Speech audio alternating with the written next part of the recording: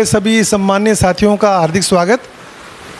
जब ये कार्यक्रम की तारीखें हम तय कर रहे थे तो हम सब साथी बैठे थे, तो सबका कहना था भी कि एक तो अभी दिवाली की सफाई के चक्कर में महिलाओं का कहना है यार अभी मत करो, और जो बिजनेसमैन है वो कह रहे थे भी इनकम टैक्स की आखिरी डेट है 30 सितंबर, तो अभी करोगे तो कैसे आएंगे। मेरे कुछ मित्र सी हैं, उनको बात किया तो फिर जो पूजा से ही मोक्ष तक पहुंच जाएंगे ऐसी मान्यता के लोग हैं, वो कुछ श्राद्ध में कुछ नवरात्रि में व्यस्त हैं। फिर मुझे लगा भी ऐसा है कि जो हमारे प्रबोधक है सुरेंद्र पाल भैया, तो वो उनकी अपनी व्यवस्थाएं हैं, तो उनको यही समय सूट करता है कि जब वो दिल्ली आए हुए हैं तो इधर आ जाएंगे। और हमारा भी संकल्प हर 2 महीने में ये अच्छी बात नई अनुसंधान की फैलनी चाहिए, तो हर 2 महीने में शिविर करना है तो कर लेते हैं। तो संख्या कम भी होगी तो कोई खास बात नहीं है। अभी खाली कुंभकर्ण थोड़ी सो रहा है, पूरा मानव जाति का समाज अभी सो ही रहा है ना। उठता है तो खाली पैसे के लिए दौड़ता है, बाकी वापस सो जाता है, तो ठीक है, ये तो चलता रहेगा। तो फिर हमको लगा भी सारी अनुकूलता नहीं होते हुए भी भारत में तो लगभग रोज़ ही त्यौहार कुछ न कुछ होता है। अभी फिर दिवाली आ जाएगी, दिवाली के बाद फिर शादियां शुरू हो जाएगी, तो सबका तो आना होता नहीं, तो एक बार शुरू करते हैं। और अस्तित्व स्थिर है, जागृति निश्चित, तो एक एक करके सभी को आना तो है ही। तो जैसे मैंने एक मैसेज भी डाला था अभी कुछ दिनों पहले, जो ज़मीन पर रहते हैं नीचे, वो पहाड़ पे घूमने जा रहे हैं खुशी की तलाश में, पहाड़ वाले नीचे आ रहे हैं। जिनके सफ़ेद बाल है वो काले करवा रहे हैं, जिनके काले हैं जैसे मेरी पत्नी के, तो उसने ब्लीच करा के भूरे करा दिए, है ना। जिनके बाल नहीं है वो विग लगा रहे हैं, जिनके बाल है वो टेढ़े मेढ़े कटवा रहे हैं। आजकल गंजे रहने का भी फैशन है। तो आदमी जहाँ भी है वहाँ संतुष्ट नहीं है। नौकरी वाले को व्यापार अच्छा लगता है, यार उसमें कमाई ज़्यादा है। व्यापार वाला तो नौकरी वाला अच्छा है, 5 बजे बाद टेंशन ही नहीं है। तो दिन अस्त और वो ऐसा कुछ कहते हैं ना कि वो मजदूर मस्त, है ना। तो भी नौकरी कर रहे हैं तो अब 5 बजे अपने को चिंता नहीं है फैक्ट्री में क्या हो रहा है, अपना तो फ्री हो गए। तो जो जहाँ है आज की जीवन शैली में वो संतुष्ट नहीं है, चाहे पैसा कितना आ जाए, चाहे पूजा कितना कर ले, पढ़ाई कितना कर ले, फिर के आना तो सबको पड़ेगा, क्योंकि लगातार खुशी तो सबको चाहिए, और वो खाली पैसे से तो नहीं मिलेगी, थोड़ी देर मिल सकती है। तो मैंने कहा ये आना सबको ही है, कुछ इस बार आ जाएंगे, कुछ अगली कार्यशाला में आएंगे, नहीं तो अगली शहर यात्रा में आएंगे, आना तो है ही। तो कार्यक्रम हमने फाइनल कर दिया। सुरेंद्र पाल भैया को बोला भी हम तो कर लेते हैं, आपको डेट सूट कर रही है, दिल्ली आ रहे हो तो कर लेते हैं।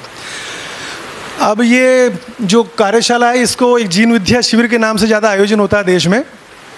ये एक नया अनुसंधान जो दुनिया में आया है ज़िंदगी के बारे में, उस पर आधारित है, जिसका नाम मध्यस्थ दर्शन सह अस्तित्ववाद है। इसके प्रणेता, इसके वैज्ञानिक, इसके अनुसंधानकर्ता आदरणीय नागराज जी हैं, और चूँकि संयोग से वो भारत के हैं, इसलिए मैं भी तलाश में था ज़िंदगी की, तो ढूंढते ढूंढते पहुंच गए। इसलिए किस्मत से इस अनुसंधान में पहुंचे, तो अपने भी ज़िंदगी के बहुत से सवालों के जवाब जितने बचे हुए थे सब मिल गए। तो ये इस कार्यक्रम में हम सबके चेतना के स्तर को बढ़ाने के लिए, हमको समझदार बनाने के लिए, निरंतर खुश हम रह पाएँ, परिवार में समृद्धि रहे, शिकायत मुक्त परिवार हो जाए, अभाव मुक्त हो जाए, उसके लिए प्रबोधन के लिए सुरेंद्र पाल भैया आए हैं। बेहतर परिचय तो आप ही देंगे। मैं इतना कह सकता हूँ कि जैसे वो जितना थोड़ी बहुत जानकारी, मेरी याददाश्त भी कमज़ोर है, वैसे को आपने बीटेक किया IIT दिल्ली से, एमटेक किया IIT मुंबई से, बाद में जैसे BPCL कंपनी ऐसी शेल कंपनी है, दुनिया की बड़ी कंपनियों में से आती है। भारत में उसका नाम शेल इंडिया है, पाकिस्तान में उसका नाम शेल पाकिस्तान है। तो शेल इंडिया के कंट्री हेड रहे LNG सेक्शन के। तो 44 की उम्र में इतनी ऊंचाइयाँ देख ली, नौकरी में, पैसे में भी देख ली, पढ़ाई में भी देख ली, पर ये भी ज़िंदगी तलाश में थे। तो गीता भी पढ़ ली, सदगुरु को, ओशो को, विपश्यना को, ज़्यादा विस्तार से तो बताएंगे। तो फाइनली उनके भी ज़िंदगी के सवालों के जवाब यहाँ मिले। तो आजकल फुल टाइम पूरे देश में लोगों को समझाने के लिए अच्छी बात, अच्छी खुशबू फैलनी चाहिए, उसमें लगे हैं। तो मैं थोड़ा संक्षेप में देता हूँ, बाकी विस्तार से देंगे। और ये जो सारा संस्थान है ये नॉन पॉलिटिकल है, नॉन रिलीजियस और नॉन कमर्शियल है। अगर पॉलिटिक्स नहीं, रिलीजन नहीं और कमर्शियल इंटरेस्ट नहीं, तो उसके बाद ऐसा कोई बचता नहीं जिसको स्वार्थ कहा जा सके। जैसे आप आते हैं तो जहाँ ऐसे जितने भी प्रबोधक हैं, चूँकि ये हमको सत्य का बोध करवाएंगे, हमको प्रकृति के शाश्वत नियम का बोध करवाएंगे, ये अस्तित्व दुनिया कैसे चल रही है और नहीं चल पा रही, तो क्यों नहीं चल पा रही है। घरों में पैसा बढ़ा है पिछले 10-20 साल में, पर प्यार क्यों नहीं बढ़ा है। तो ये प्रकृति के शाश्वत नियम कहीं हम पकड़ नहीं पाए हैं, तो उनका बोध करवाएं, इसलिए इनको प्रबोधक कहा जाता है। तो ऐसे जितने प्रबोधक हैं वो बिना कोई आर्थिक अपेक्षा के आते हैं, 1 रुपया नहीं लेते हैं, और न अपना फ़ोटो लगाते हैं, न अपने को गुरु मनवाते हैं, न आपका गुरु बदलाते हैं। तो इनका कोई स्वार्थ नहीं, कुछ मिलने वाला नहीं। ऐसे ही इस संस्थान में मैंने अपने 56 साल की उम्र में जितनी भी अच्छाइयाँ देखी अपने ज़िंदगी में, किसी संगठन या व्यक्ति में, सारी मुझे यहाँ दिखाई दे रही है। और जो जो कमियों से मैंने अच्छे अच्छे लोगों को फेल होते देखा, वो एक भी कमी यहाँ नहीं है। संस्थान का कोई सांगठनिक स्ट्रक्चर नहीं है, कोई अध्यक्ष सचिव, कोई चक्कर नहीं है, ना बैंक अकाउंट है, ना कोई संपत्ति है, और जब बैंक अकाउंट नहीं तो चंदा का चक्कर भी नहीं है, सदस्य बनाते नहीं है, मैं भी सदस्य नहीं हूँ, आप भी सदस्य नहीं है। तो जिन जिन कारणों से दुनिया में मानव जाति ने प्रयास तो किया कि कुछ बेहतर हो जाए दुनिया, पर नहीं हो पाई, जो जो कारणों से फैले वो सब कारणों से मुक्त रखा है इसको। इसलिए कहीं कोई चक्कर नहीं इसमें, न पूजा है न ध्यान है, सिर्फ ज्ञान है।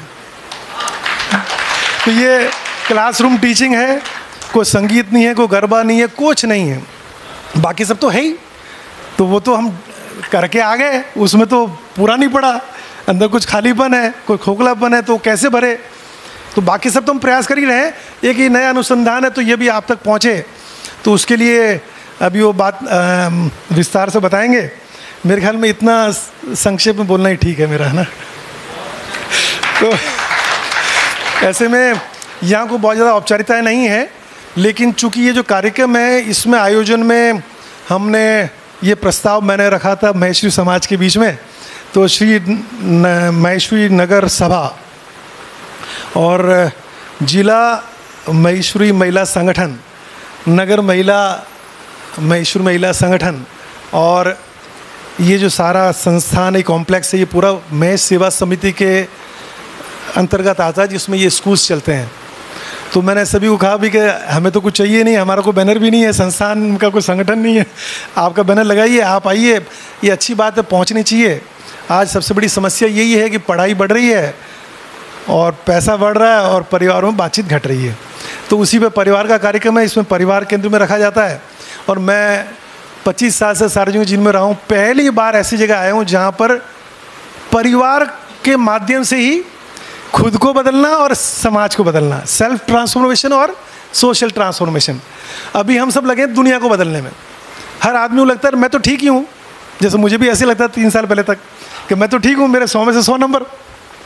पत्नी को ठीक करना है, और माता पिता मेरा भाव नहीं पकड़ पा रहे हैं कि मैं समाज के लिए पैदा हुआ हूँ, अपन तो किसी से चंदा ही नहीं ले रहे हैं, बुरा सोचते ही नहीं है, तो अपनों को क्या ठीक होना है। तो अब तक मैं दुनिया को ठीक करने में लगा था। तो मेरा अनुभव है 56 साल का, जो दुनिया को बदलने में लगे वो सब हार गए, और जो खुद को बदलने में लगे वो ही जीत सकता है।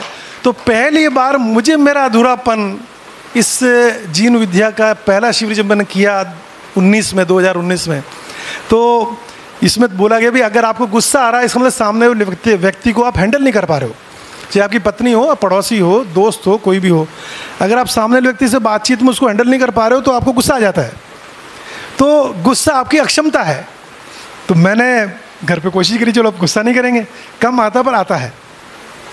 तो कभी रुका कभी नहीं रुका। मेरा एकदम ध्यान कर रही यार, जब मैं अपना गुस्सा नहीं रोक पा रहा हूँ, मैं तो अपने आप को ज़्यादा अक्ल वाला मानता हूँ, अब पत्नी पे कैसे गुस्सा करूँ, उस पर तो थोड़ा दया करनी पड़ेगी यार, वो तो मेरे से कम अक्ल वाली है। तो पहले मैं करके दिखाऊं, मैं अपना गुस्सा रोक के दिखाऊं। हाँ, मैं भी वही कह रहा हूँ कि मुझे लगता था मैं ज़्यादा अक्ल वाला हूँ, अपना आप को ठीक मानता था, 100 में 100 देता था, उसके नंबर काटता था। अगर मैं नहीं रोक पा रहा हूँ तो उसको कैसे बनूँ, पहले खुद करूँगा, अगर मैं रोक पाया तो फिर उसको कहूँगा देख मेरे में परिवर्तन है, अब तू भी रोक। तो इसलिए अब 3-3.5 साल से अपने पे काम कर रहा हूँ, बहुत दम लगाना पड़ रहा है। 25 साल में जब समाज का काम कर रहा था तो मैं सोचता था शायद ज़्यादा दम लगाना पड़ेगा, लेकिन ज़्यादा दम अब खुद को बदल लगाना इतना मुश्किल होता है। जैसा हम अच्छा बोलते हैं जीते समय वैसा नहीं जी पाते हैं, और जब ध्यान जाता है यार ये अपना अधूरापन है, कोई भी अधूरेपन के साथ जीना नहीं चाहता है। हर व्यक्ति को अगर खाली एहसास हो जावे कि यार मेरे में कमी है, अभी तक एहसास होता नहीं इन जनरल, मुझे भी नहीं होता था, तो उसके बाद वो चैन से सो नहीं सकता, बैठ नहीं सकता जब तक कमी को दूर ना कर दे।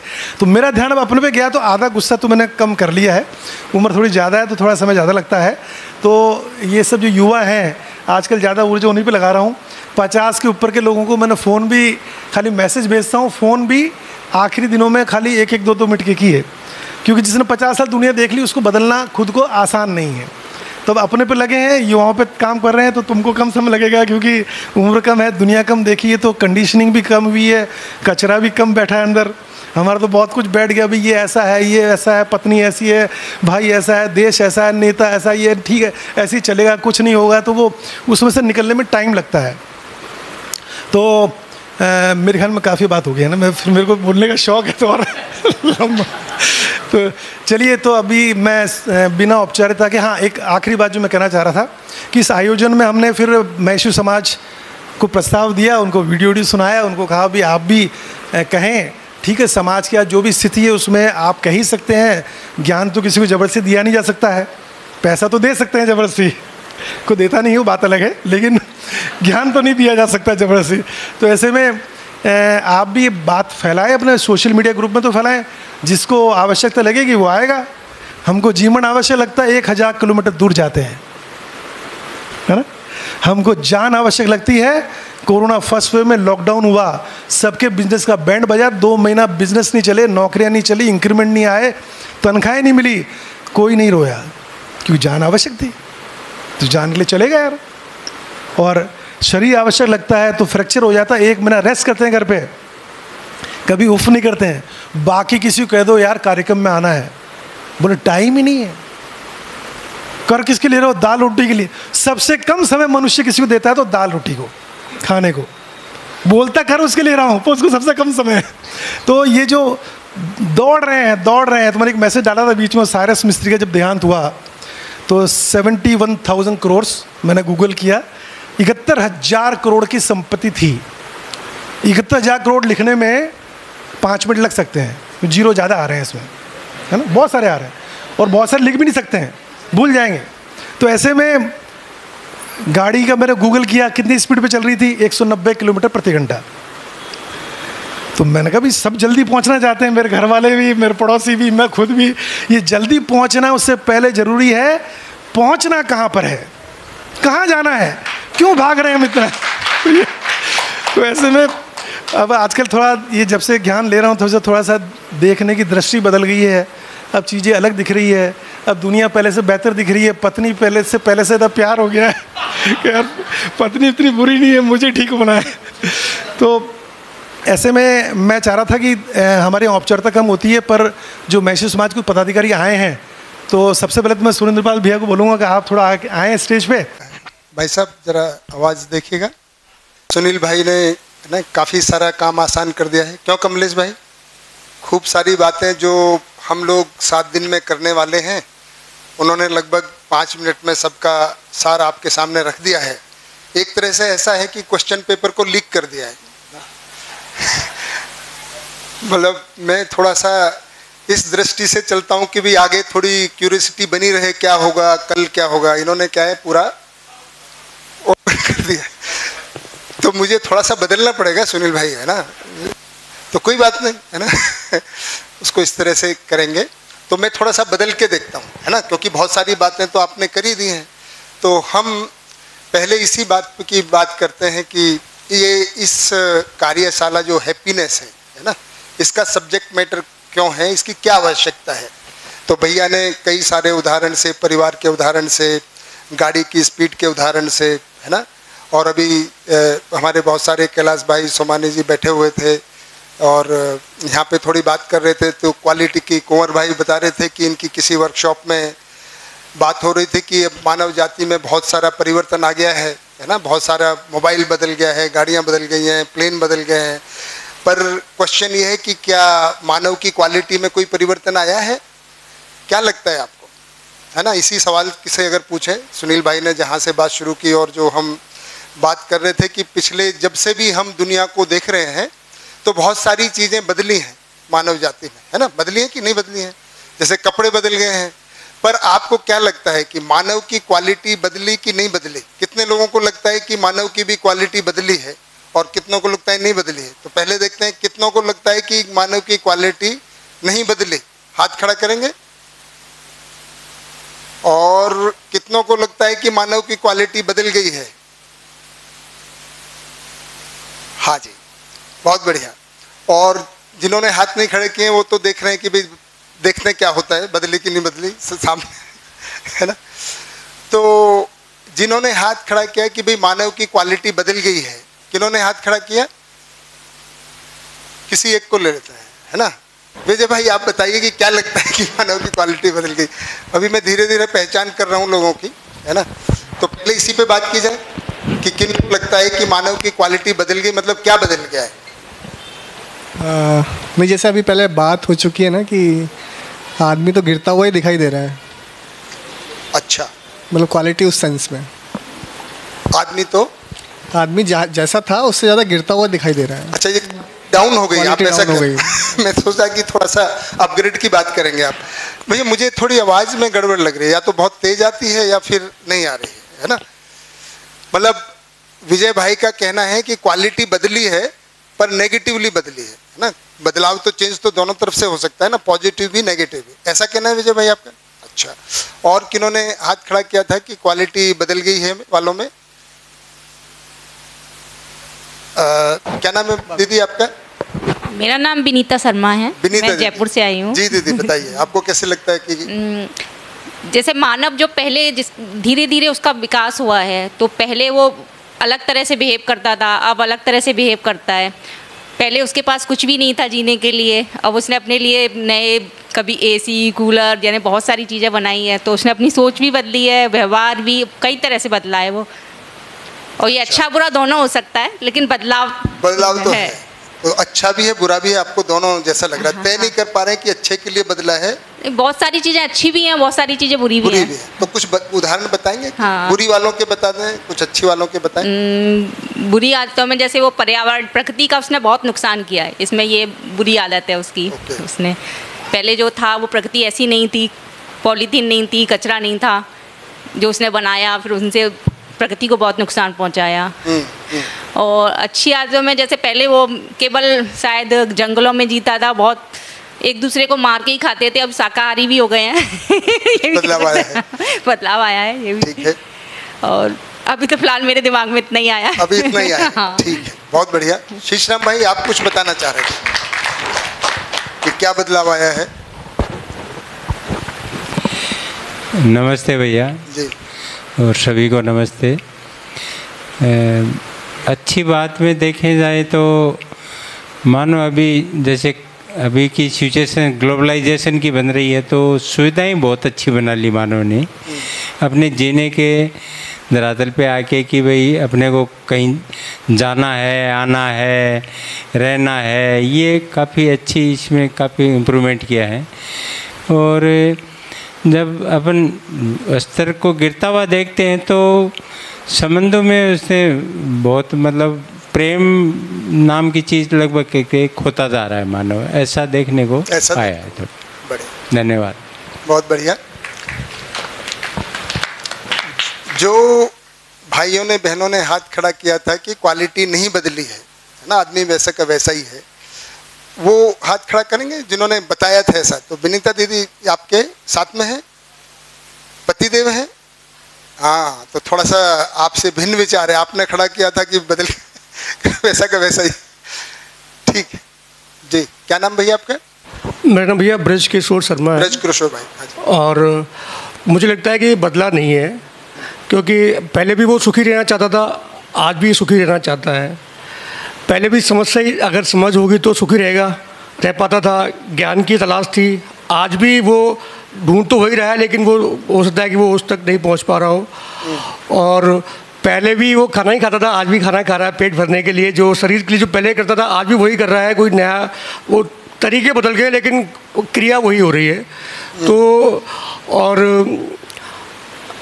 मतलब मुझे कोई बदलाव दिख नहीं रहा। पहले भी सुखी दुखी था, आज भी सुखी दुखी है। सुखी रहना चाहता है, दुखी नहीं रहना चाहता। तो पहले भी बता, आज भी वही है। सुख के लिए वो कुछ कुछ करते थे, आज भी कुछ कुछ कर रहे हैं। तो मुझे कोई बदलाव दिख नहीं रहा है, ऐसा मैं देख पा रहा हूँ। अभी नहीं दिख रहा है आपको बदलाव। और अच्छा, आप कुछ कहना चाहिए? हाँ जी, कुंवर भाई, आपने कौन सी पार्टी की तरफ हाथ खड़ा किया था? बदलाव पार्टी की? नहीं, बदला पार्टी। बदला हुआ, बहुत बदला हुआ। बदला पार्टी। मैं भी अभी बहुत समय नहीं हुआ है, मैं परिचय भी दे दूं। मेरा नाम कंवर सिंह यादव है और पिछले 1 साल से मैं जुड़ा हूं और मैं भी ट्रेनर रहा हूं 40 साल पुराना और मोटिवेशनल स्पीकर रहा हूं। लेकिन अब कुछ नए पर्सपेक्टिव ट्रांसफॉर्मेशन क्या है। मेरा सवाल ये है कि मानव बहुत ज़्यादा प्यार करने लगा है, जो ये बदलाव आया है। लेकिन वो प्यार किसको करने लगा है? जानवरों को, पेट्स को, जो है ना। आज का ही भास्कर देखें तो वो उस पेट्स को जो है सिट डाउन, क्योंकि जो प्यार जो मिलता है वो पेट्स से, जानवरों से मिलने लगा है। क्योंकि आदमी तो फटाफट रिएक्शन करता है, वो तो कुछ बोलता ही नहीं है।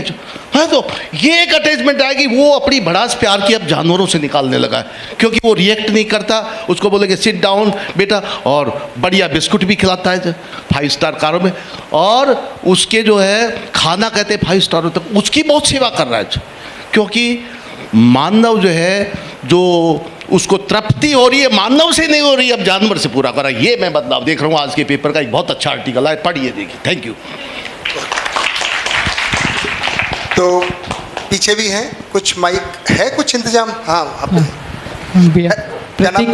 अपना नाम बता दे जाए। हाँ, प्रतीक नाम है मेरा, बिलवाड़ा से ही हूँ। हाँ जी। जैसे हम बात भी करते हैं कि जब 40 साल पहले, 70 साल पहले की बात है, तो एजुकेशन लेवल काफ़ी कम था, बहुत कम लोग पढ़े लिखे थे।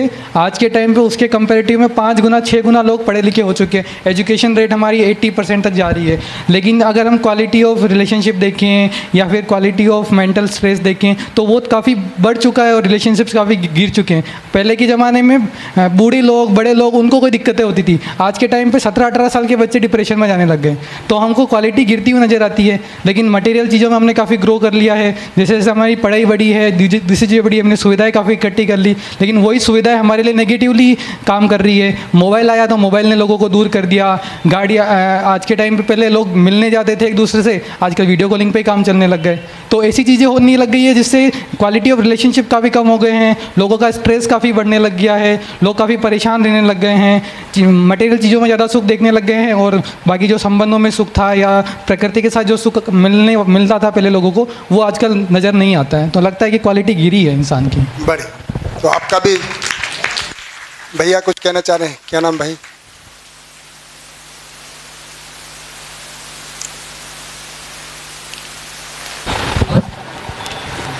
नमस्कार सर। जी नमस्कार।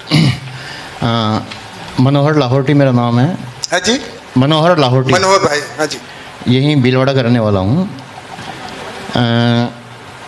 एक सेइंग है कि दुनिया में यदि कोई परमानेंट है तो वो है चेंज।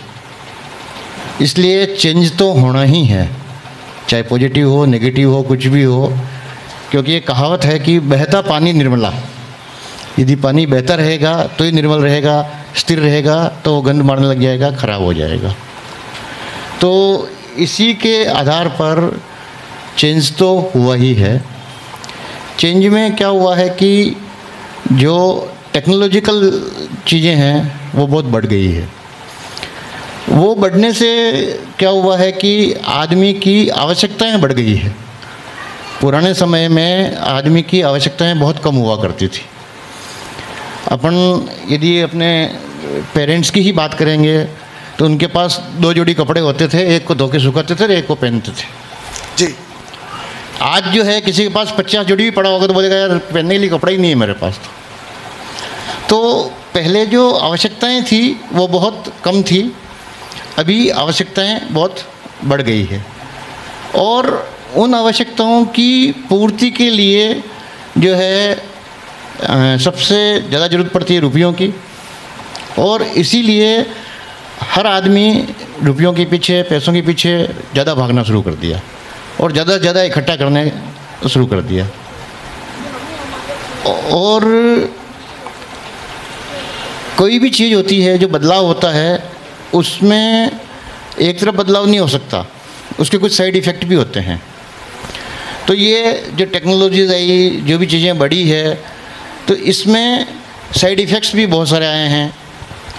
जैसे खान पीन सही नहीं रहा, स्वास्थ्य सही नहीं रहा, तो लोगों में जो है धीरे धीरे मतलब फिजिकल कैपेसिटी कम हो गई। और जैसा अभी भैया बता रहा था कि पढ़ाई तो बहुत करते हैं और पुराने लोग कम पढ़े लिखे होते थे, लेकिन पढ़ाई में दो चीज़ ज़रूरी है। एक तो है किताबी ज्ञान, दूसरा है बिहेवियरल नॉलेज। तो किताबी ज्ञान ज़रूर बढ़ा है, लेकिन बिहेवियरल नॉलेज जो है वो धीरे धीरे कम होता चला गया है। बढ़िया, काफ़ी बता दिया आपने, बहुत बढ़िया मनोहर भाई। उसी की हो जाए लिए जी जो है मैं ये कहना चाहूँगा कि चेंजेज हुए हैं, कुछ पॉजिटिव है, कुछ नेगेटिव है। थैंक यू जी, थैंक यू। उन्होंने कहा, विनीत जो कहा, कुछ पॉजिटिव कुछ नेगेटिव। चलिए अब इसको एक थोड़े से कुछ कहने वाले हैं, आचार इस पे व्यक्त किए कि आदमी क्या बदला है। जैसे अभी प्रतीक भाई ने बताया कि पढ़ाई बहुत बढ़ गई है ना, तो बहुत सारे लोग इस पे रिसर्च कर रहे हैं कि मानव में क्या परिवर्तन हुआ है जब से मानव इस धरती पर आया है। हमारे सामने बहुत सारे बच्चे बैठे हुए हैं जो पढ़ रहे होंगे। आप में से किसी को पता है कि इस धरती पर मानव को कब से आया हुआ मानते हैं? किनको पता है? कोई हाथ?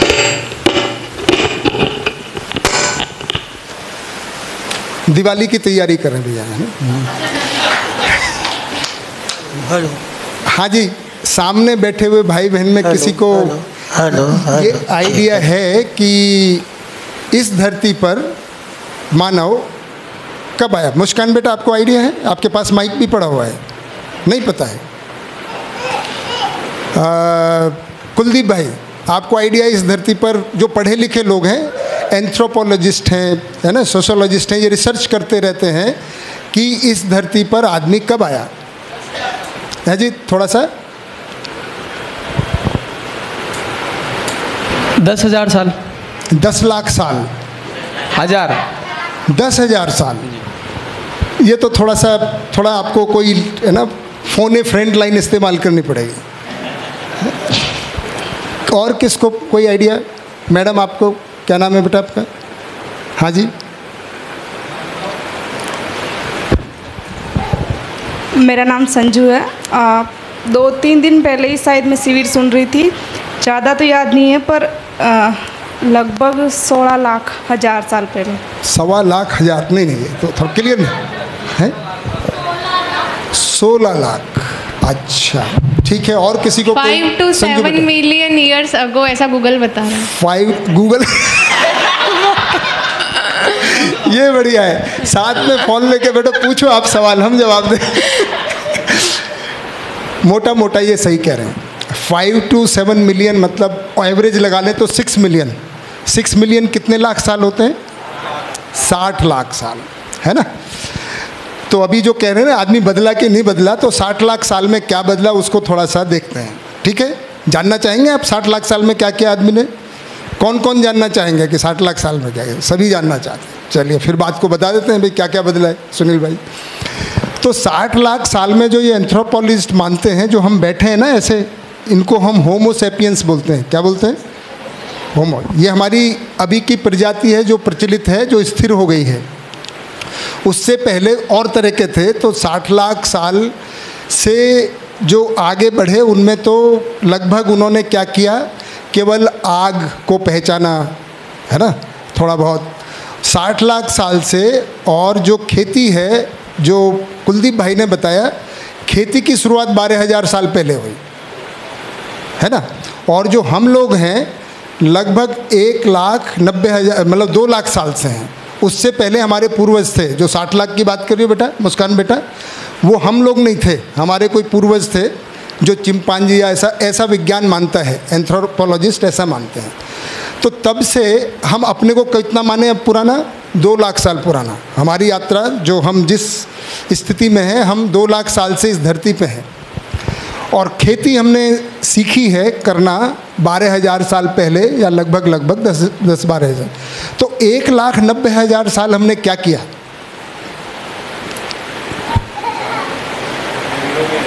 जंगलों में रहे,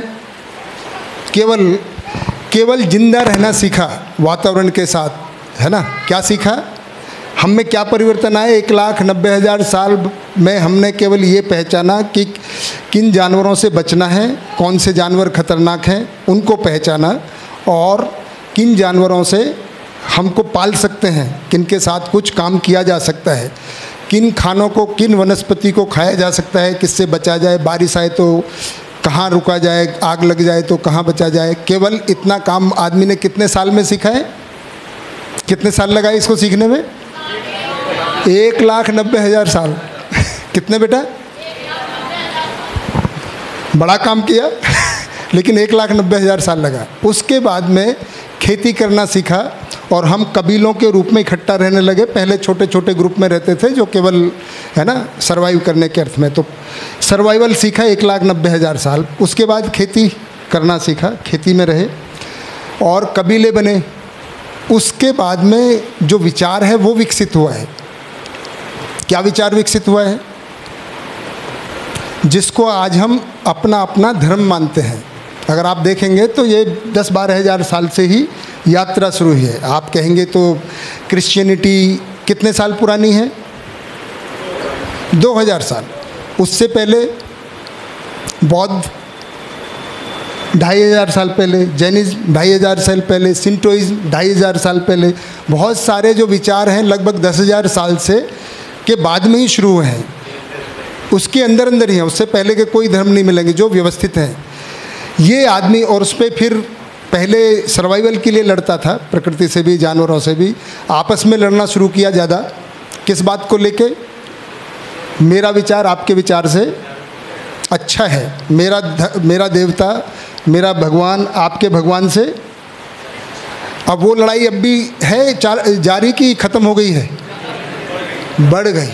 तो आदमी का परिवर्तन को देख रहे हैं हम, है ना। ये शुरुआत हुआ 10,000 साल पहले किस बात को लेके कि मेरा देवता, मेरी देवी, मेरा ईश्वर, है ना, मेरी पूजा पद्धति, मेरा जो कुछ भी है, कबीले से जो निकल के आया विचार, उसको हम विचार ही कहेंगे, वो विकसित हुआ और उसके लिए लड़ा।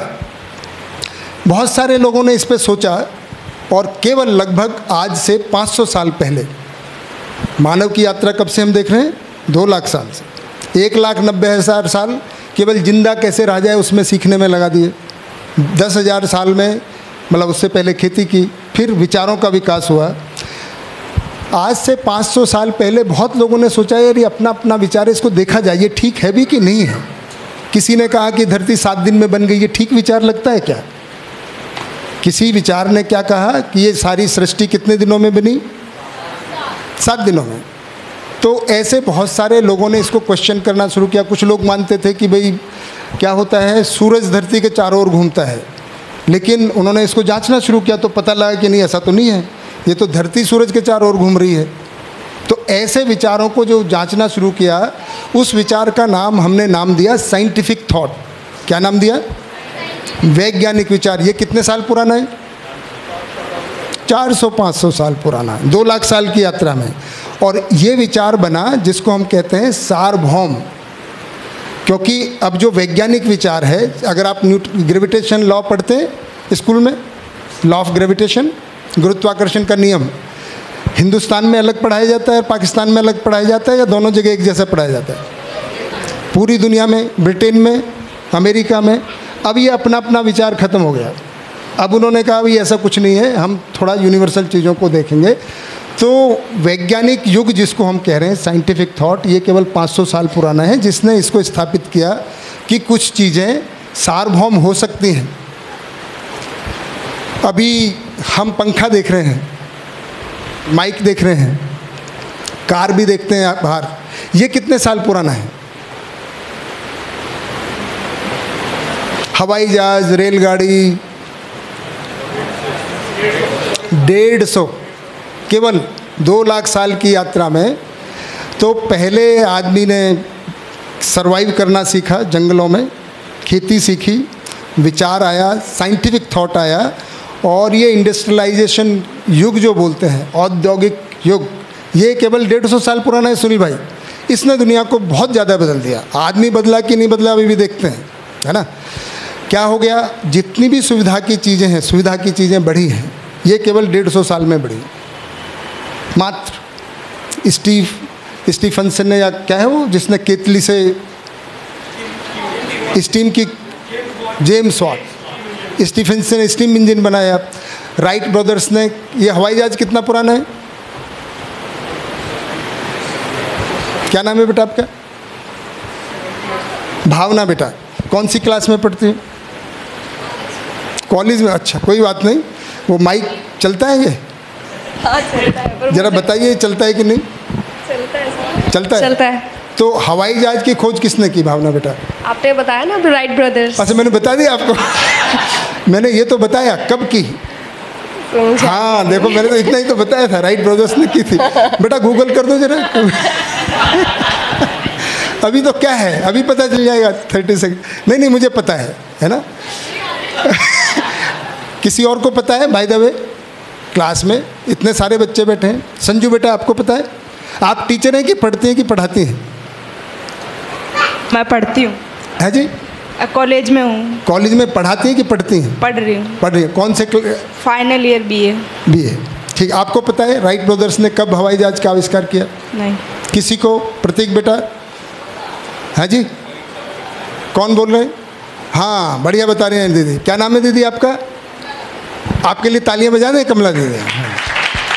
बढ़िया। लगभग 100 साल के आसपास, 100-125, 1905-1907 में जब उन्होंने अपने हाथ पैर तोड़ लिए थे उड़ने के चक्कर में, आज आराम से बैठते हैं, पहली बार जब उड़े थे तो ये केवल 100-125 साल हैं। तो 150 साल के अंदर में हमने बहुत सारी सुविधाएं, चाहे ये AC है, चाहे पंखा है, चाहे लाइट है, चाहे कार है, चाहे ट्रेन है, चाहे माइक है, ये सब हमारा 150 साल में हमने, और इसी में ही हमने दुनिया को उलट पुलट भी कर दिया है। इंडस्ट्रियलाइजेशन के बाद में ही जो ग्लोबल वार्मिंग कब बढ़ी है? इंडस्ट्रियलाइजेशन के बाद में, जब हमने ज़्यादा से ज़्यादा रिसोर्सेज को सुविधा के लिए, और अब कहाँ पहुँच गए हैं? तो सर्वाइव करने से सीखे थे और अब सर्वाइव पर ही क्वेश्चन मार्क है। स्टीफन हॉकिंग ये कह के गए जब बॉम्बे आए थे कि ये दुनिया हो सकता है 30 साल 40 साल, क्योंकि जिस गति से डिटेरियोरेशन चालू है, जो बदलाव है विनीता दीदी, अब ये अच्छे के लिए कि बुरे के लिए है? भाई सर्वाइव किया और सर्वाइवल पे ही क्वेश्चन है। मतलब हम इतने प्रकृति ने इतनी मेहनत की, 60 लाख साल में यहाँ पहुँचे और हमने 150 साल में क्वेश्चन मार्क पूरा कर दिया। किस चक्कर में? क्या कर रहे हैं हम? तो मनोहर भाई बोल रहे थे भाई आदमी है, कुछ ना कुछ संतुष्ट नहीं है, कुछ करना चाहता है। क्या करना चाहता है? अपने पे ही, जिस डाली पे बैठा है उसी को ही। तो ये समझदारी की बात है कि बेवकूफ़ी की बात है मनोहर भाई? क्या लगता है? और जोर से बोलें।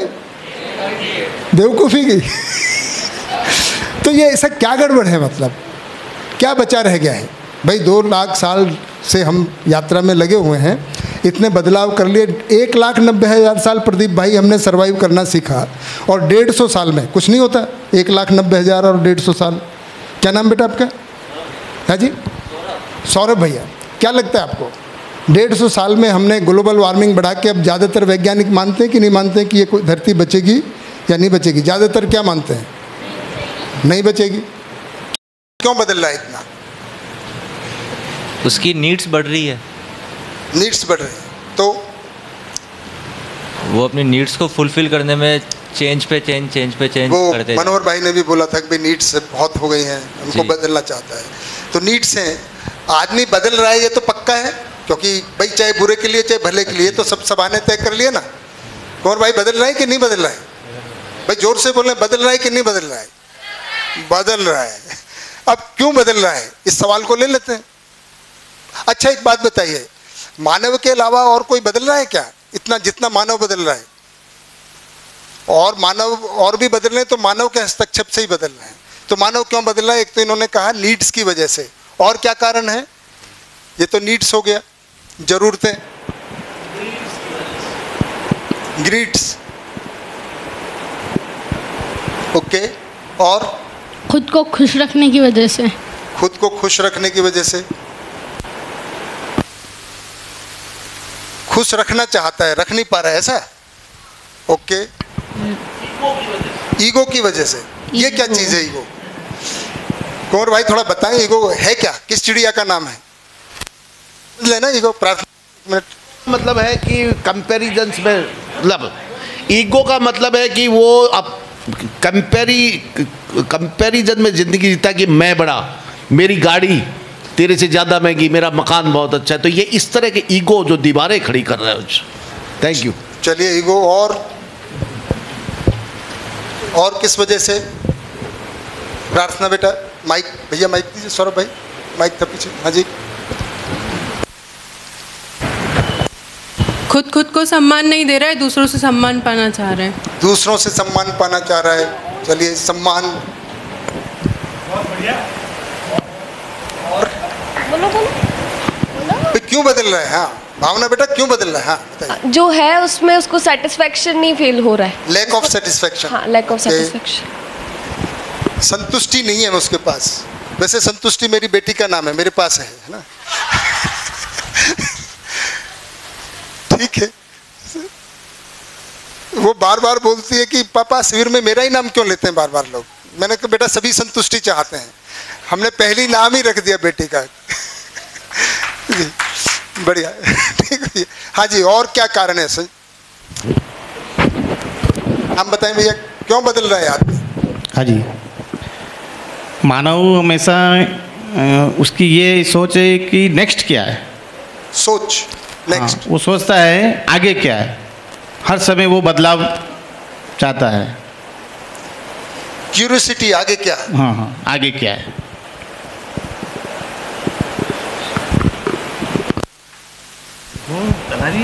जिज्ञासा है उसके पास। ठीक है, और कोई बता सकते हैं अपनी मर्जी? हाँ जी, प्रतीक क्या नाम बताएं? पीछे 2-3 हाथ हैं, माइक उधर ही घुमाएं, मिलके बताएं। चलिए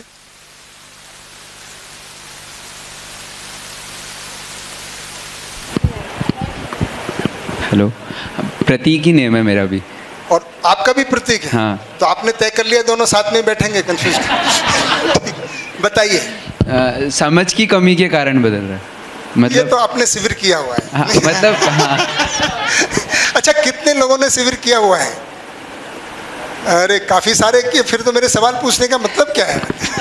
काफ़ी सारे लोग तो बैठे हैं। तो देखिए, आपसे निवेदन है, जिन्होंने शिविर कर लिया है उनको तो जवाब पता ही होगा। मैं कोई ऐसा सवाल तो पूछूंगा नहीं जो पहले शिविर में नहीं मिला हो जवाब, है ना विनीता दीदी?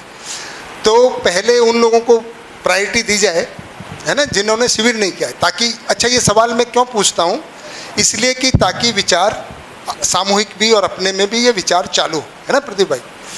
ठीक है प्रतीक बेटा, ठीक है। तो फिर आपने भी शिविर किया हुआ है, उनको दें। हाँ, जिन्होंने नहीं किया पहले उनको प्रायोरिटी दे दें।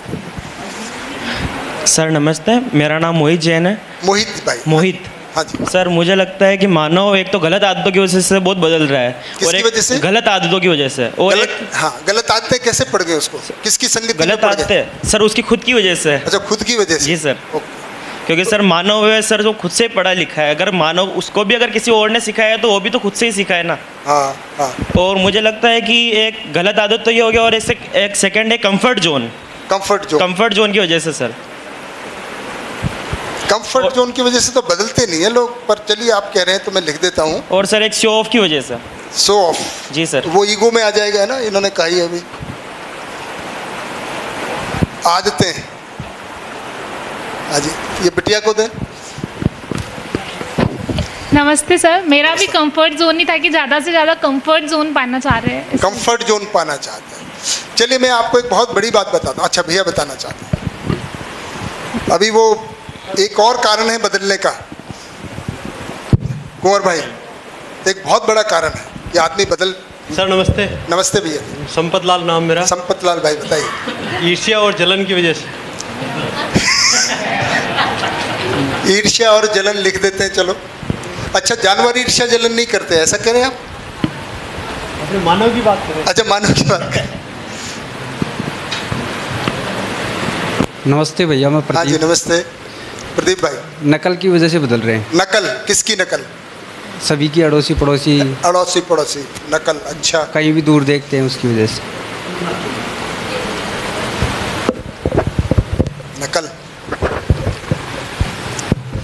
देखिए, एक तो सबसे आसान बात कि मानव क्यों बदल रहा है, इसलिए बदल रहा है कि मानव में बदलने की क्षमता है। सिंपल बात, और किसी में ताकत ही नहीं है कि बदलाव कर ले। ब्रजमोहन भाई, ब्रजमोहन या ब्रजभूषण, ब्रज किशोर, ना ब्रजमोहन ना ब्रजभूषण, ब्रज किशोर भाई, ब्रज किशोर भाई। तो सबसे बड़ी बात तो ब्रज किशोर भाई की मानव में सोचने की क्षमता है, सोच सकता है, तभी तो बदलाव। आप जानवरों को देखिए, शेर जैसे था, जैसे शिकार करता था 1 लाख 2 लाख 5 लाख साल पहले, आज भी वैसे ही करता है। ऐसा थोड़ी है कि उसने गन बना ली कि नहीं यार हिरन को मारने के लिए बड़ा दौड़ना पड़ता है सुबह सुबह। कुछ ऐसा करते हैं कि एक गन बना लेते हैं, जैसे ही सामने हिरन दिखाई दिया यहीं बैठे बैठे ठोक दिया एक, और आराम से जाके। क्या किसी शेर ने ऐसा विचार ही नहीं है। आदमी के पास, आदमी भी वैसे ही पैदा हुआ था 2 लाख साल पहले, अभी हमने बात की, लेकिन उसने देखा, सोचा, विचार किया, आगे की शोध किया। तो ये मानव में बदलने की, शोध करने की क्षमता है। पहला बात यह है कि नहीं है, तभी तो बदल रहा है। जानवर जैसे पैदा हुए थे वैसे ही, किसी ने कोई कपड़ा बना लिया हो, मानव के कपड़े देखिए कैसे, कहाँ से, पत्तों से शुरुआत की, अपने बदन को कैसे लपेटते होंगे, पत्तों से। और आज हम देखें क्या क्या पहने बैठे हैं, बढ़िया है ना। हालांकि आज भी फिर वापस जा रहे हैं, पहले भी थोड़े फटे पुराने पहनते थे, आज जानबूझ के फाड़ के पहनते हैं, वो अलग बात है। अच्छा खासे कपड़े को फिर हमको लगता है इतना फाड़ना ही था तो पहनना ही क्यों, या बनाना ही क्यों, सिलना ही क्यों था। बहुत ज़्यादा फाड़ देते हैं कई बार तो, यहाँ भी, मतलब लगता नहीं कि सिला क्या है, बचा क्या है ना। वो आगे अगर उसको ट्रेंड देखेंगे ना, जैसे इंजीनियर लोग, सीए लोग देखते हैं ना कि ये भाई अब कहाँ जा रहा है, इसकी गति जा किधर रही है, तो लगेगा कि वो फटा ही फटा पहनेंगे फिर, है ना। तो ये किस वजह से है, तो सबसे बड़ी बात है कि मानव में इस, अब मैं एक नाम दे रहा हूँ, क्या नाम दे रहा हूँ, इस क्रिया का, ये जो क्षमता है बदलने की, सोचने की, इसको बोलते हैं कल्पनाशीलता। क्या है मानव में, ठीक है। अब ये कल्पनाशीलता, तो सबसे बड़ी बात तो ये हो गई कि किस लिए बदल रहा है, कल्पनाशीलता है, बदलने की ताकत है। और दूसरी बात, उसमें कर्म स्वतंत्रता भी है, क्योंकि जैसी कल्पना करता है वैसा कर पाता है। ऐसा नहीं कि केवल सोच लिया और कर नहीं पा रहा है शेषराम भाई। तो 2 ताकत उसके पास, मानव के पास हैं। क्या क्या है, उनको क्या नाम देंगे, और कर्म स्वतंत्रता। अब ये कल्पनाशीलता और कर्म स्वतंत्रता से करना क्या चाह रहा है, क्या पाना चाहता है ना। इसका यही मुद्दा है जो अभी भैया ने बताया कि हमने सुविधा तो पाली, क्या कसर रह गई। तो कुछ निकल के आया कि भाई हम अभी कमी है, अधूरापन है, अभी भी संतुष्ट नहीं है ना। संतुष्टि को पाना चाहता है, ईर्ष्या, जलन, ये सब है ना। बहुत सारे वातावरण को खराब कर रहा है। तो ये सब ठीक कैसे करेगा, तो इसमें जो सुनील भाई ने एक बढ़िया बात की थी कि बाकियों को तो बदलना चाह रहा है पर खुद को नहीं देख पा रहा है कि खुद क्या पाना चाहता है। हम चांद पर चले गए, लेकिन क्या अपने मन को, अपने चित्त को, अपने आप को समझ पाए कि हम क्या हैं, क्या पाना चाहते हैं, कैसे पाना चाहते हैं। तो ये चर्चा का मुद्दा रहेगा हमारा अगले जो 7 दिन हम रहेंगे साथ में, है ना। 7 दिन में हम इन्हीं मुद्दों पर सिस्टमेटिक बात करेंगे, क्रम से बात करेंगे एक एक करके। तो हम क्या करेंगे 7 दिन, अभी उन्होंने बताया कि भाई कुछ लोग पूजा पाठ करते हैं, कहीं ध्यान करते हैं, तो हम ना तो पूजा पाठ करेंगे, ना ध्यान करेंगे, ना ही नाच गाना करेंगे, है ना। ऐसा कोई हमारा इरादा नहीं है कि गरबा करना है अभी, है ना। तो क्या करेंगे 7 दिन, कुलदीप भाई क्या करें, क्या नाम भैया आपका, नरेंद्र भाई, क्या करेंगे 7 दिन, चर्चा ही करेंगे, बातचीत करेंगे, है ना। क्या करेंगे हम 7 दिन, बातचीत। बातचीत कितने तरह से हो सकती है, हाँ जी, कितने तरह से हो सकती है। सुन के आई हो क्या है, सुन के आए हैं बेटा, क्या नाम आपका, दिशा बेटा, आपका नाम बेटा, तो माइक से बताइए। चलिए सुन के भी आए हैं तो भी पूछ लेते हैं। इतने नमन बेटा कौन सी क्लास में पढ़ते हो, 7th, तब तो पता ही होगा बिल्कुल। मैं सोच रहा था 3rd 4th में शायद नहीं पता हो। अच्छा चलो बता दो कितने तरह से करते हैं। 3 तरीके से होती है। पहला होता है वाद, यानी कि गपशप में, जिससे संबंध तो अच्छे हो जाते हैं पर उसका कोई मतलब नहीं निकलता है उसका। दूसरा होता है विवाद, जैसे कि न्यूज़ रिपोर्टर्स आजकल सबसे ज़्यादा उनमें ही होता है, मतलब ना ही तो उसका कोई अच्छा, किसका सुना था भैया, पहले ये बता दो। वंदन भैया का। अच्छा ठीक है। तो दूसरा होता है विवाद, उसमें संबंध भी बिगड़ते हैं और कोई मतलब भी नहीं निकलता है। और तीसरा होता है संवाद, जिसमें कि कोई उसका मतलब भी होता है, उसका निकलता भी है परिणाम, और उससे संबंध भी सही रहते हैं। बहुत बढ़िया, नमन बेटा ने बता दिया। देखिए है ना, तो हमारे शिविर में काफ़ी बढ़िया शिविर चलने वाला है, क्योंकि विद्वान लोग हैं और हैं। बिल्कुल बिल्कुल। और पहले से ही बेटा बता देना जब मुझे बैठना हो। कुंवर भाई बता ही रहे हैं, तो बढ़िया रिप्लेसमेंट है एकदम, बहुत बढ़िया। तो हम केवल 7 दिन बातचीत करें, और जैसे उन्होंने बताया कि बातचीत 3 तरह से होती है। एक तो होती है ना, जो हम ज़्यादातर समय करते हैं। गपशप क्या होती है कि केवल बोलते हैं, उसका कुछ नहीं निकलता है ना। बातचीत शुरुआत होती है, लेकिन उसका कैसे कहते हैं कि आज तो बारिश हो रही है, तो दूसरा आदमी बोलता है हाँ यार बहुत तेज बारिश हो रही है, उधर मैच भी होने वाला था, मैच नहीं होगा आज। किसका मैच होने वाला था? इंडिया और इंग्लैंड का। अच्छा, अरे नहीं यार, मैच तो पहले हुआ करते थे, आजकल का मैच, आजकल तो सब फिक्स हो जाते हैं। क्या बात कर रहे हो? बात हुआ, ज़्यादा से ज़्यादा झगड़ा हो सकता है ना, झगड़ा होगा, नहीं तो टाइम पास हो जाएगा, उसका इतना ही उपलब्धि होता है। गपशप का कोई निष्कर्ष नहीं निकलता है ना। फिर बारिश से जुड़ा हुआ कह सकते हैं कि नहीं, सबसे ज़्यादा बारिश तो चेरापूंजी में होती है ना। चेरापूंजी कहाँ है आपको पता है क्या? वहाँ से कहीं भी बात निकल सकती है, लेकिन उसका कोई निष्कर्ष नहीं बनता है ना। दूसरी तरह से बात हो सकती है, जिसको हम कहते हैं वाद विवाद। क्या कहते हैं उसको? वाद विवाद में क्या होता है?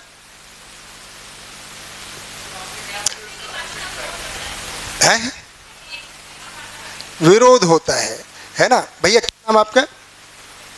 हाँ, थोड़ा माइक इनको दे, पीछे है माइक आपके पास? है माइक।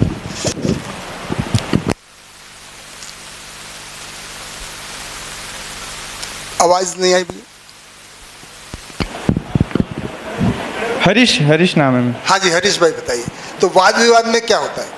सर, एक दूसरे की बातों को वो तर्क रखते हैं, मतलब वो सहमत नहीं होते हैं, एक पक्ष में बोलता है, दूसरा विपक्ष में बोलता है। हाँ, वाद विवाद जब होता है कि एक व्यक्ति दूसरे की अपनी मान्यताओं को मनवाने का प्रयास करता है।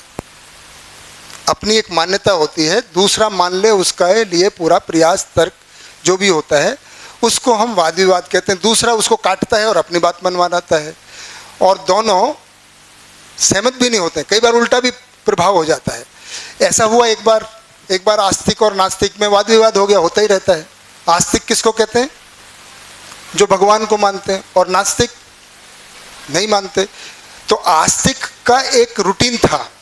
क्या रूटीन था? डेली सुबह 4 बजे उठता था, नहा धोकर मंदिर या मस्जिद या जिसका भी, जो भी भगवान को मानते, उधर जाता था और जाके पूजा पाठ करता था। और नास्तिक का क्या रूटीन होता था? सुबह उठ के आस्तिकों को गाली देना, मतलब पड़े रहना। या तो भाई ऐसा ही होगा कि ये क्या कर्मकांड है, उठा देते हैं, कोई मंदिर की घंटी बजाता है, कोई अजान लगाता है, मतलब उसको भड़ास लगती थी कि यार सुबह सोने भी नहीं देते चैन से। ये नास्तिक का रूटीन होता था। सबसे पहले अपना चाय के साथ साथ 2-4 को सुना देना। उन खूब सारी वाद विवाद हुआ है। क्या हुआ? तो नाम ले लेते हैं। एक का नाम चिंटू था और एक का नाम पिंटू। चिंटू क्या था? आस्तिक, और पिंटू नास्तिक। तो पिंटू भड़ास निकालता था और चिंटू अपना उसको। तो दोनों में एक दिन लगातार 10 घंटे वाद विवाद चला, खूब गाली गलौज हुई, लेकिन उसको दूसरे को चिंटू मनवाता रहा कि देखो ईश्वर होता है, गॉड होता है, अल्लाह होता है, और वो कहता बिल्कुल नहीं होता है। और भैया 10 घंटे तक बातचीत चली, और थक कर दोनों ने जो करना था, भड़ास निकालनी थी एक दूसरे को मनवाने की। अगले दिन सुबह देखते हैं कि पिंटू जो है मंदिर जा रहा है। पिंटू पता है कौन था? आस्तिक, नास्तिक। और चिंटू वो पढ़ा हुआ है, तो कई बार ऐसा भी हो जाता है, पर उसको दोनों को डाउट रहता है। अगर आप वाद विवाद से मान भी लें तो भी आपको पता नहीं होता है कि सही है कि नहीं है, मनवाने की कोशिश जरूर होती है, तो ये वाद विवाद होता है। हम क्या बात करेंगे? संवाद करेंगे, है ना। तो संवाद कैसे करते हैं?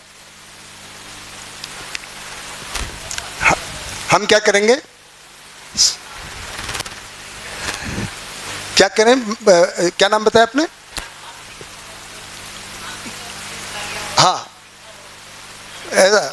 ऐसा हो गया। माइक ले लीजिए भैया, कुछ कह रहे हैं। कहानी के तो भैया अभी भी सोच रहे हैं कि आगे क्या नाम भैया आपका? नरेंद्र भाई अभी सोच रहे हैं कि क्या हुआ। तो मैं ये बता रहा हूं कि वाद विवाद में कई बार बदल जाते हैं, लेकिन पता नहीं रहता है कि क्या बदला हुआ है ना, क्या हुआ है। पर हम क्या करेंगे? संवाद करेंगे। हमारी जो बातचीत होगी 7 दिन,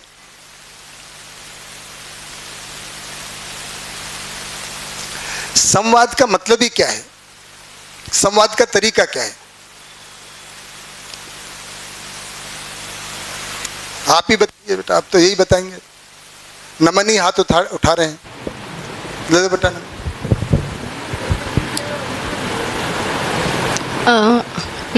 आप भी कुछ कहेंगे? कैमरे में नहीं आता। अच्छा आप भी कुछ कहेंगे और हम भी कुछ कहेंगे। बिल्कुल, आप भी कुछ कुछ कहेंगे, हम भी कुछ कुछ कहेंगे। कुछ कुछ क्या कहेंगे? जीवन विद्या के बारे में। ठीक है। संवाद में क्या होता है? सही के अर्थ में बातचीत कहते हैं, है ना। इसमें क्या होता है कि कोई एक पक्ष क्या करता है? कोई एक प्रस्ताव रखा जाता है। क्या कहते हैं बेटा? संवाद का मतलब है, सही के अर्थ में बातचीत का मतलब है कोई प्रस्ताव सभा में रखा जाता है और फिर उसको क्या करते हैं? मिलकर जांचते हैं, है ना। तो क्या कहते हैं कि हम यहां पर जो संवाद करेंगे वो सही के अर्थ में करेंगे। ये थोड़ा हिलता है वैसे,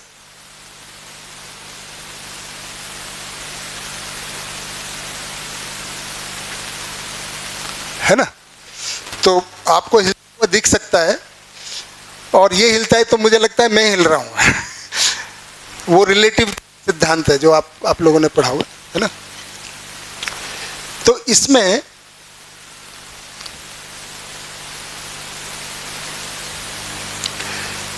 संवाद जब होता है जब कोई सभा में प्रस्ताव रखा जाता है, और प्रस्ताव को क्या करता है?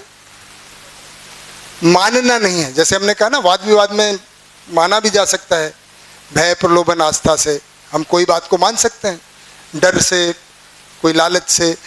ये हमको बचपन से मनवाया गया है बातचीत, है ना। बच्चों को मनवाते हैं, जैसे बहुत सारे बच्चे हैं, तो अगर बच्चा छोटा स्कूल नहीं जाता है तो कैसे मनवाते हैं उसको? प्रार्थना बेटा कैसे मनवाते हैं? अगर कोई बच्चा स्कूल जाना नहीं चाह रहा है और माँ बाप भेजना चाह रहे हैं, सौरभ भाई कैसे?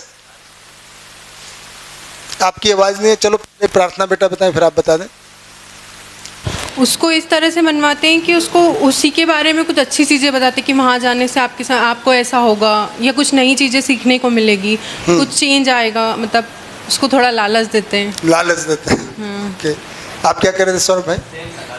सेम जो मानना होता है ना, वो 3 ही तरह से मानते हैं, या तो भयवश, या प्रलोभन, और या आस्था। आस्था का मतलब ही है बिना जाने मानना। अगर हम जानते नहीं है, माने रहते हैं, मतलब हमारा फेथ है ना। ये क्या है? मानना है, आस्था है। तो हम अगर कोई भी बात को माने हुए हैं, तो जैसे हमको पता है कोई, हमने मान लिया ईश्वर है, अगर हम जानते नहीं है तो क्यों मानते हैं? आस्था है। और आस्था बड़ी गहरी होती है। आस्था पे चोट लगने से आदमी बिलबिला भी जाता है कई बार, है ना। या भयवश, है ना, डराते हैं कि देखो नहीं स्कूल जाओगे तो खाने को नहीं मिलेगा, है ना। और या फिर लालच कि देखो स्कूल जाओगे तो टॉफ़ी मिलेगी या नौकरी मिलेगी, पैसा, मतलब कुछ तो मनवाते हैं। यहाँ पे ऐसा कोई हमारा आग्रह नहीं है कि कोई ना तो भय है, ना प्रलोभन है, ना कोई आस्था है। हम केवल बातचीत करेंगे और उसको मिलकर जांचेंगे। और ये जो भयवश मानना होता है ये बड़ा गहरा होता है। मेरे ही एक मित्र हैं, है ना, मैं जब भी ये आस्था की या भय की बात आती है तो वो मुझे सीन याद आता है दिशा बेटा, कि वो बिल्कुल मूर्ति पूजा में विश्वास नहीं करते थे, है ना। हम लोग ऐसे चले जा रहे थे सड़क पर बातचीत करते हुए और कहते नहीं ये सब बेकार होता है, ये कोई, है ना। लेकिन तभी जाते जाते सामने एक मंदिर नजर आया, है ना, शायद हनुमान जी का था, और उन्होंने चलते चलते ऐसे उनकी तरफ, मैंने कहा ये क्या किया, अभी तो तुम कह रहे थे कि कुछ नहीं होता है मंदिर, पता चला होता हो कभी और कुछ बिगाड़ दे। तो डर है भाई, बिल्कुल, है ना। बातचीत तर्क लगाने के लिए लगा सकते हो, लेकिन अंदर में क्या है ना। तो हम माने रहते हैं बहुत गहराई में, बातचीत कुछ भी करें, लेकिन जब करने जाते हैं तो वो निकल के आता है। तो यहाँ पर कुछ भी भय नहीं है। किसी को भी है क्या कोई भय? यहाँ पे कोई लालच भी नहीं है। मुझे नहीं लगता सुनील भाई ने कोई लालच देके बुलाया होगा कि आपको, है ना, करोड़पति हो जाओगे या इनाम निकलेगा, ऐसा कुछ नहीं है। क्या होगा वो तो अभी कुछ इन्होंने बताया है, कुछ मैं बताऊंगा 7 दिन, है ना। और ना ही कोई आस्था है ना। तो हमको मानना नहीं है तो क्या करना है फिर? प्रस्ताव को हम क्या करते हैं, जांचते हैं। तो हम किस तरह से, तो बातचीत का जो सब्जेक्ट होगा वो हमने बताया कि मानव बदल रहा है, बदल के क्या पाना चाहता है, क्या उसका लक्ष्य है, इसको हम समझेंगे। हम क्या कर रहे हैं, 2 लाख साल की यात्रा में इतना तो हमने कर लिया, अब क्या पाना चाहते हैं, क्या शेष रह गया है ना, उसको खोजेंगे, उसका एक प्रस्ताव मिलेगा। और दूसरा, हम बातचीत जो करेंगे उसका तरीका क्या होगा, फिर क्या करेंगे, संवाद करेंगे, सही के अर्थ में बातचीत। तो एक प्रस्ताव यहाँ पे रखा जाएगा, है ना। अब हम थोड़ी सी सभा में अपनी अपनी जिम्मेदारियों को तय कर लेते हैं, ठीक बात है, ठीक है ना सुनील भाई, तभी तो सभा चल पाएगी 7 दिन। तो किसकी क्या जिम्मेदारी है, क्या लगता है आपको? मैं आप लोगों को सुना सकता हूँ, है ना ब्रिजकोश भाई, विनीता दीदी, सुना सकता हूँ ना? कितने लोगों को लग सकता है मैं आपको सुना सकता हूँ?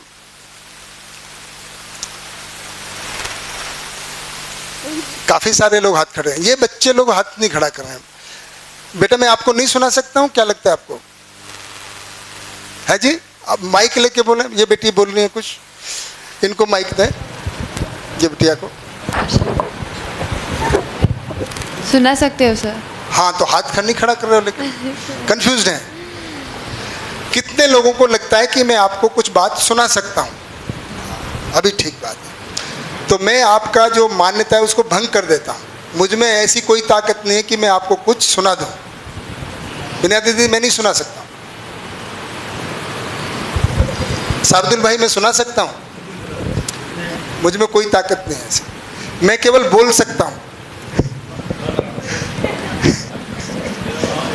सुनना या ना सुनना किसकी जिम्मेदारी है? पक्का? मैं मुझ में ऐसी कोई ताकत ही नहीं है कि मैं आपको सुना दूं।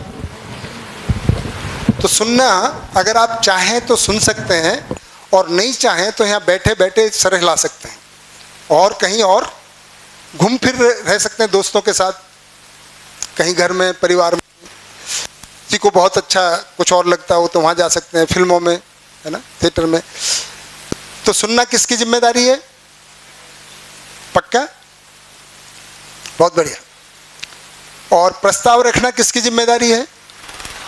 हाँ, ये पक्की बात है।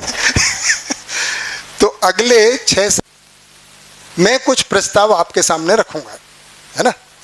वो प्रस्ताव रखना मेरी जिम्मेदारी है, सुनना आपकी जिम्मेदारी है, और उसको हमको जांचना है, और जांचना हमारी सबकी सम्मिलित जिम्मेदारी है। तो तीनों काम हो गए, प्रस्ताव रखना मेरी जिम्मेदारी, सुनना हर एक की इंडिविजुअल जिम्मेदारी, और उसको जांचना। ठीक है, ये बात पक्की हो गई। तो हम मिलकर जांचेंगे, तो ये तय हो गया। दूसरा, हम ये सभा जो चलेगी किस विधि से चलेगी? परिवार विधि से चलेगी। परिवार विधि का मतलब क्या होता है भाई? परिवार के आधार पर चलेंगे हम। परिवार में क्या होता है, अगर एक व्यक्ति कोई सवाल पूछा तो सारे एक साथ बोलने लगेंगे क्या? हाँ है जी, अभी ऐसा ही होता है, नहीं ऐसे ही कह रहे ना विनीता दीदी, अभी तो ऐसे होता। तो यहाँ थोड़ा सा परिवार को थोड़ा ठीक करेंगे कि जब कोई बोलना चाहेगा तो पहले एक व्यक्ति बोलेगा तो उसकी बात को सारे ये बारी बारी से जो हाथ खड़े हम सबसे पूछ लेंगे। तो ये तरीका ठीक है? ठीक है, बढ़िया। दूसरा, अब देखिए आजकल मोबाइल फ़ोन भी हो गए हैं, मैंने तो अपना साइलेंट में रख दिया है, मैं ब्रेक हुआ करेगा तब देखूंगा, है ना। फिर भी किसी को हो सकता है भाई कोई अर्जेंट कॉल हो, अब फ़ोन आया तो क्या करेंगे, और वो बात करने लग जाते हैं। नहीं, मान लो करने लग गए अर्जेंट, तो क्या करेंगे? और हम सब क्या करेंगे? हम उनकी बात को सुनेंगे ध्यान से, ये किससे कर रहे हैं ऐसी क्या बात है, मतलब, है ना भाई, हम चुप हो जाएंगे। अगर ऐसा कोई करता है तो उनको अपने आप, जैसे आपने कहा कि भाई अपनी जिम्मेदारी है, अगर किसी को फोन करना ही है बाहर जा सकते हैं, है ना। बढ़िया, धीरे धीरे थोड़े सारे बच्चे यहाँ आ जाएंगे। मेरे शिविर में खासकर सुनील भाई ऐसा ही होता है, और थोड़ी देर के बाद वो पेन भी ले लेंगे उन्होंने कहा आप ही थोड़े लिखोगे, हम भी लिख सकते हैं। उनका बढ़िया बात है। तो अभी तो थोड़ा आराम ही करने आए हैं और इनको करने दिया जाए। देखिए बच्चे अपना काम करते हैं, हमको क्या करना है? बच्चे अपना काम ईमानदारी से करते हैं, है ना, हमको अपना करना है, ठीक है। तो ये बात तय हो गई। अब जांचने का तरीका और तय कर लेते हैं, है ना। तो जांचने का एक तरीका और तय कर लेते हैं। तो जांचने का तरीका है कि जो प्रस्ताव होगा उसको हम जांचेंगे।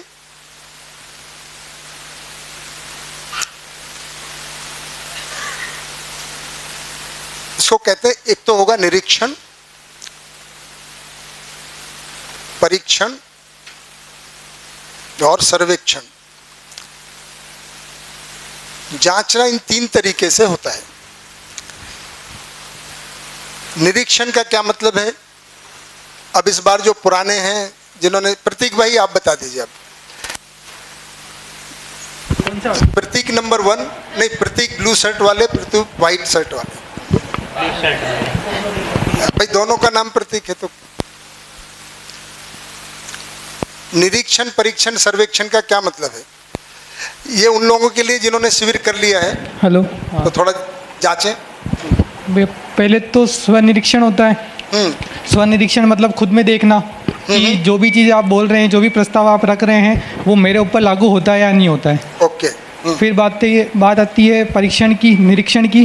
तो मेरे आसपास के जो लोग हैं, मेरे फ्रेंड्स हो गए, परिवार वाले हो गए, क्या उनके लिए भी ये चीज़ लागू होती है या नहीं होती है, जो भी आप प्रस्ताव बोल रहे हैं। अगर ये छोटे ग्रुप में लागू हो रही है तो फिर मैं यूनिवर्सली उस चीज़ को देखता हूँ कि भाई ये हर इंसान के ऊपर लागू हो रही नहीं हो रही है, तो फिर वो सर्वेक्षण में आ जाएगा। बढ़िया बात, बहुत बढ़िया। और कुछ इसमें जोड़ना चाहेंगे? शरदुल भाई आप कुछ जोड़ना चाहेंगे निरीक्षण, परीक्षण, सर्वेक्षण में? ठीक है, ओके। कमलेश भाई आप, पर्याप्त बता दिया इन्होंने, बहुत बढ़िया। तो हम इस प्रक्रिया को करेंगे, जो ये संवाद है, जांचने की जो प्रक्रिया है, जो संवाद यहाँ पे मैंने कोई प्रस्ताव रखा, तो हर किसी को वो जांचना है, ये जिम्मेदारी है। सुनना है और सुनना के बाद जांचना है। तो स्वयं में भी जांचना है, मिलके भी जांचना है और औरों में भी जांचना है। तो जांचने का जो 3 तरीका है, निरीक्षण का मतलब है कि भाई ये प्रस्ताव मुझ पे लागू होता है कि नहीं होता है ना। और दूसरा फिर यहाँ पे परीक्षण भी होगा, क्योंकि हम काफ़ी लोग बैठे हैं यहाँ पे, तो आपस में जांचेंगे, है ना। और देखेंगे कि भाई हमारे भाई के ऊपर, माता पिता के ऊपर, बच्चों के ऊपर लागू होता है कि नहीं होता है। और फिर हम यहीं से अनुमान लगाएंगे कि क्या ये पूरी मानव जाति के लिए लागू होता है कि नहीं होता है। लगा सकते हैं कि नहीं लगा सकते हैं बैठे बैठे। इसका मैं उदाहरण देता हूँ कैसे। जैसे हमको ये पता है अपने बारे में, है ना, कि हमको भूख लगती है। सबको पता है मुझे भूख लगती है, और जब भूख लगती है तो पेट में कैसा होता है? कैसा होता है बेटा? जब बेटिया कुछ बोल रही, कैसा लगता है पेट में?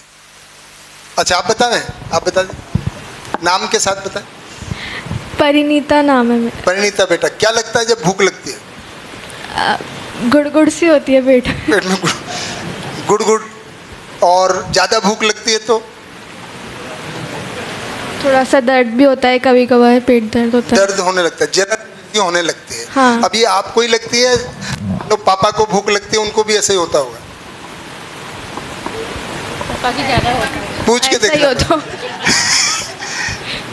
पूछ के देखना पापा आपको भी है जी। अब यही जांचना है। अब आप देखिएगा, अच्छा जब भूख लगती है तो भूख कैसे खत्म होती है? कुछ खा के। अच्छा मेरी भूख है और मेरे भाई की?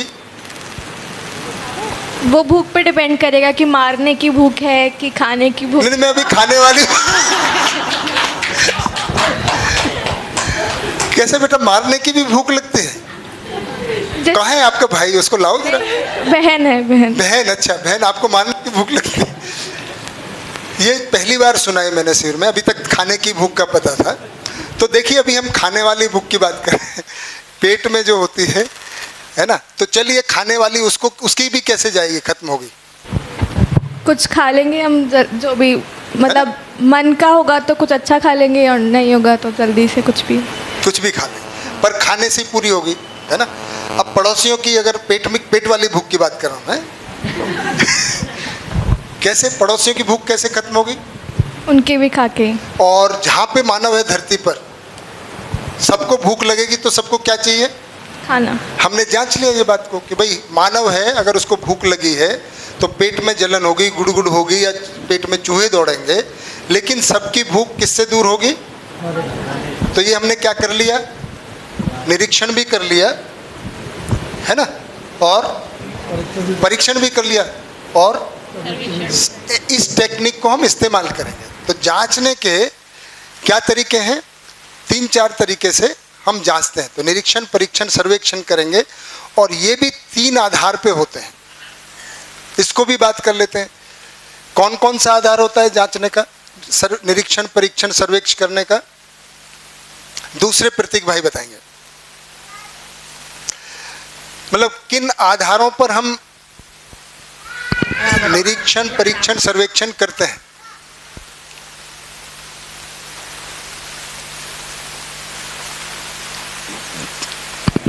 भैया इसका तो मुझे भी नहीं पता। नहीं पता है? हाँ। अच्छा, विजय भाई ने हाथ खड़ा किया। नहीं, अच्छा ऐसे मैं देख रहा था कि इन्होंने तो हाथ खड़ा किया। आपका क्या नाम है?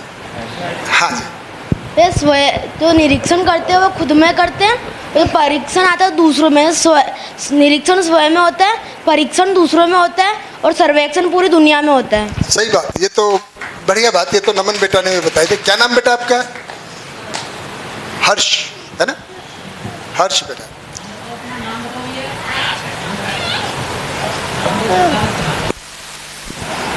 हर्ष सेनापति। हर्ष सेनापति भी हैं। देखिए 3 तरीके से हमको जांचना है बातों को, है ना, है जी। हाँ, वो कैसे वो उससे निकल के आएगी बात, पर पहले जांचने का तरीका है ना। एक तो हम संवेदनाओं के आधार पर ही हम जांच लेते हैं, निरीक्षण, परीक्षण, सर्वेक्षण की। जैसे अभी भूख की बात की, लेकिन हम सबको पता है कि आग में डालने से मेरा हाथ जलता है। जलता है कि नहीं जलता है? अच्छा, मेरे पड़ोसी का जलेगा कि नहीं जलेगा? और जो भी आदमी पूरी धरती पे जलेगा कि नहीं जलेगा? इसको हम संवेदना के आधार पर निरीक्षण, परीक्षण, सर्वेक्षण कर सकते हैं कि जो मेरे साथ जिस चीज से मुझे पीड़ा होती है उससे दूसरे को भी पीड़ा होती है या खुशी होती है। ये एक नियम। तो संवेदना के आधार पर जो जो शरीर की संवेदना होती है उसको हम पहचान पाते हैं। दूसरा, हम निरीक्षण, परीक्षण, सर्वेक्षण करते हैं तर्क के आधार पर। तर्क लगाते हैं। तर्क कैसे लगाते हैं? तर्क सुना है ना, लॉजिक, तर्क। कौन बताएंगे तर्क कैसे चलता है? ब्रज किशोर भाई माइक दीजिए। तर्क कैसे लगाते हैं? जैसे कहीं धुआं उठ रहा है तो कहीं आग लगी होगी, तो ये धुआं उठ रहा है तो तर्क इसका है कि कहीं ना कहीं आग लगी है, धुआं उसका उठ रहा है, तो इस तरह का तर्क लगाया कुछ। बिल्कुल। तो तर्क के आधार पे भी हम जांचते हैं, मेरी अपने में भी, दूसरे में भी, सभी के साथ। तो जैसे आग के साथ धुआं, अब अगर किसी आदमी को कोई बाहर से आता है और उसको अनुमान लगाना है कि, है ना, हॉल के अंदर कितने लोग बैठे हैं, तो बाहर से किस आधार पे अनुमान लगा सकता है जी? चप्पल देख बिल्कुल सही बात। और लगभग ये भी अनुमान लगा सकता है कि कितने लेडीज हैं कितने जेंट्स हैं, मोटा मोटा नहीं लगा सकता है। तो ये तर्क के आधार पे, पर तर्क किस आधार पे काम करता है? सूचना के आधार पर। अगर उसको ये पता चले कि एक गेट इधर है ना, और दूसरा भी गेट एंट्री का, मान गलत हो जाएगा क्योंकि आधे जूते चप्पल इधर होंगे, आधे जूते चप्पल। तर्क काम करता है सूचना के आधार पर। अगर सूचना अधूरी है तो तर्क भी अधूरा रहता है, ये निष्कर्ष निकलता है इससे। अगर सूचना पूरी है तो तर्क भी पूरा बैठता है। जैसे अभी हम एक और एक्सरसाइज करते हैं, है ना, एक एक्सरसाइज कर लें। क्या नाम भैया आपका? आपका नाम है जी? विजय भाई, है ना। एक एक्सरसाइज करता है कि यहां से ये भील है ना, और यहां से कहां तक की ट्रेन जाती है भैया? भीलवाड़ा से दिल्ली भी जाती है, मुंबई भी जाती है, बेंगलोर भी जाती है। अच्छा ठीक, और सबका अलग अलग टाइम होगा। कितने, बेंगलोर की ट्रेन कितने बजे जाती है? हाँ देखिए, सूचना, मैं सूचना ले रहा हूं तभी तो तर्क बनेगा है ना। देखिए मुझे अभी पता ही नहीं है तो मैं क्वेश्चन भी नहीं बता पा रहा हूं, है ना, क्योंकि मुझे सूचना चाहिए। तो मैं एक एग्जाम्पल, वैसे हो गया पूरा बात, पर कैसे तर्क बनता है कि यहां से बेंगलोर ट्रेन जाती है और शाम को 4 बजे जाती है ना, और हम सबको सुनील भाई कहें कि भाई कुछ इनको कुछ बढ़िया चीज़ दिखानी है बेंगलोर में कल, और वो लंबा समय में पहुंचती होगी, कल शाम तक पहुंचेगी शायद, 24 घंटे ले ले, और यहाँ से कितने बजे जाती है ट्रेन? 4 बजे जाती है। ऐसा भी हम सूचना दे रहे हैं आपको, है ना। अभी ये सूचना ले लीजिए आप, हमको नहीं पता है लेकिन ये उदाहरण के लिए सूचना ले लें। तो सबको कहाँ जाना है? बेंगलोर जाना है। सुनील भाई ने कोई वहाँ इंतजाम कर दिया है आपके लिए। तो मैं यहाँ क्लास को कितने बजे छोड़ दूँ? 4 बजे की ट्रेन पकड़नी है आपको, तो मैं क्लास को कब पूरा कर दूं यहाँ पे? आप कितना करें नरेंद्र भाई? 2 बजे। 3 बजे किन्होंने बोला? ब्रज किशोर भाई 3 बजे, और कुंवर भाई कितने बजे? 3:30 बजे क्यों भैया, आप प्लेटफॉर्म के नजदीक रहते हैं? अच्छा कर रही है। 3 बजे, 3:30 बजे और 2:30 बजे। कौन बोले 2:30 बजे? मुस्कान बेटा। और है जी, लंच कितने बजे होता है? 1 बजे। 1 बजे। मेरे ख्याल से मैं, जैसे कि मैं अगर होती उस जगह तो मैं देखती कि मैं ट्रेन कितने बजे की है और मैंने क्या क्या काम कर लिए, कितनी डिस्टेंस है मेरे पास, जो सूचनाएं होती हैं उसके हिसाब से मैं उसे छोड़ती। तो वही मैं एक्चुअली वही एक्सरसाइज करें। हाँ। ट्रेन का टाइम हमने दे दिया आपको, 4 बजे है। हाँ। तो वो तो सूचना दे दी आपको, अब वही आपको सोचना है। हाँ, अब मैंने लंच किया है कि नहीं, डिस्टेंस कितनी है, ये सोच के, इसी को हम तर्क लगाना है। हाँ। तर्क के आधार पे हम कोई निष्कर्ष निकालते हैं, और तर्क चलता है सूचना के आधार पे, प्रेमाइस के आधार पे। जी कुंवर भाई, माइक ऑन कर लीजिए। इसका लॉजिक का सबसे बड़ा आधार, अभी शायद कौन बनेगा करोड़पति आप देखते होंगे, 1-2 एपिसोड पहले ही वो जो मैडम थी जो 1 करोड़ जीता है उसने, उसमें 75 लाख वाला क्वेश्चन एक ऐसा था कि वो कंटीजेंट कौन से ग्रह पे गया था, और वो वापिस एक जानवर 3 उसमें चूहा दिया था, माउस दिया था, कैट 2-3, और एक टर्टवाइज था।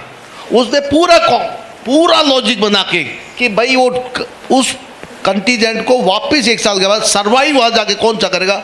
उसने कहा केवल टर्टवाइज ही हो सकता है, and she was the winner, वो जीता था। लॉजिक के आधार पे जो उसने अंदाजा लगाया था कि वो जो है कि टर्टवाइज जो कछुआ है ना, जिसकी जो है टर्टवाइज को हिंदी में क्या बोलते हैं, वही सर्वाइव कर सकता है, चूहा नहीं कर सकता, दूसरा नहीं कर सकता, और वो 75 लाख जीती थी। लॉजिक के आधार पर सवाल था, क्योंकि हमें पता था कि ये जो टर्टवाइज है वो जो सर्वाइव कर सकता है कैसी परिस्थिति में। थैंक यू, ये एक बहुत बड़ा लॉजिक था, लॉजिक से जीती हो। बिल्कुल। तो जैसे तर्क से हम सूचना को एक साथ जोड़ते हैं, है ना। अभी हमने बताया, जो विनीता दीदी ने इसका बताया कि अलग अलग तर्क क्यों निकल रहे हैं, अलग अलग जवाब, निष्कर्ष क्यों निकल रहा है, क्योंकि अपनी अपनी सूचना कि किसी का घर कहाँ है, जैसे सभी बता रहे हैं कि भाई इन्होंने बताया कि कितना दूर है स्टेशन, तो किसी की मान्यता है कि वो अगर ये सूचना है या वो मान्यता है उसकी कि वो उससे जाएगा, ऑटो पकड़ेगा, किसी के पास गाड़ी हो सकती है ना।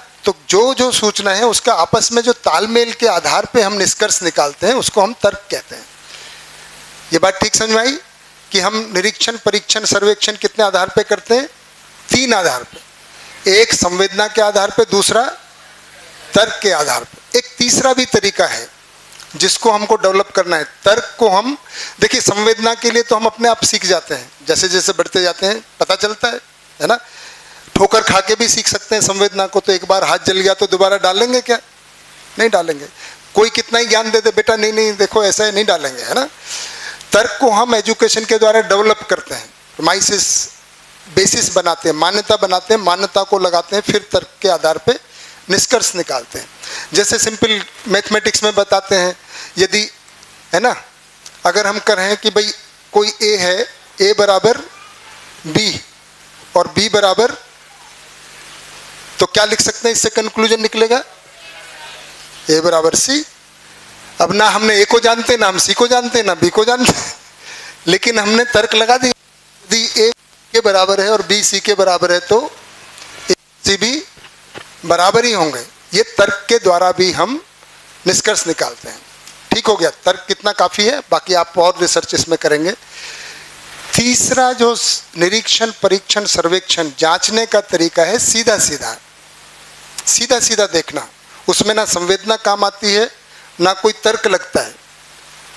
ऐसा है सौरभ भाई? ऐसी कोई सच्चाई को हम देख सकते हैं क्या? जैसे हम अगर आपसे पूछें सौरभ भाई, आपसे हम, मैं या कोई भी प्यार से बात करे वो आपको अच्छा लगता है, या अपमान से बात करे, गाली दे के बात करे वो अच्छा लगता है? ठीक ठीक बताओ। देखो माइक दें भैया को। ऑब्वियसली प्यार से ही अच्छा लगेगा। ऑब्वियसली। आपने कोई तर्क लगाया इसमें? नहीं, कुछ तर्क नहीं। नरेंद्र भाई तर्क लगाया? अच्छा, आपको ये अच्छा लगता है या आपके भाई को भी प्यार से बात करना है? भाई को भी अच्छा लगता है। हिंदुस्तानियों को लगता है कि पाकिस्तानियों को भी लगता होगा? सबको। ब्रिटिश, अंग्रेजीस्तानी, ऑब्वियसली सबको, अमेरिका। ये क्या कर दिया हमने? निरीक्षण भी, परीक्षण भी, सर्वेक्षण। कोई तर्क लगाया? नहीं। सीधा सीधा देखने का ये आधार है। कुछ चीजें हम, ये हमारा अभ्यास हो नहीं हो, हमको करना होगा। आज करें, कल करें, कभी भी करें, हम बहुत सारी चीज़ों को सीधे सीधे देख सकते हैं। तो ये तीनों के आधार पे अगर हम जब जांचेंगे प्रस्तावों को तो क्या निकल के आएगा? ये सब बातें हैं, हमको निकल के आएंगी कि एक तो ये सार्वभौमिक है, यानी कि यूनिवर्सल है, सभी के लिए लागू होगी, है ना। अभी जैसे हम कहें कि भाई भूख लगती है और वो खाने से मिटती है, तो आज मिटती है या 10 साल पहले भी मिटती थी, 1000 साल पहले, बाद में भी। तो ये जो चीज़ें हैं क्या हो गई?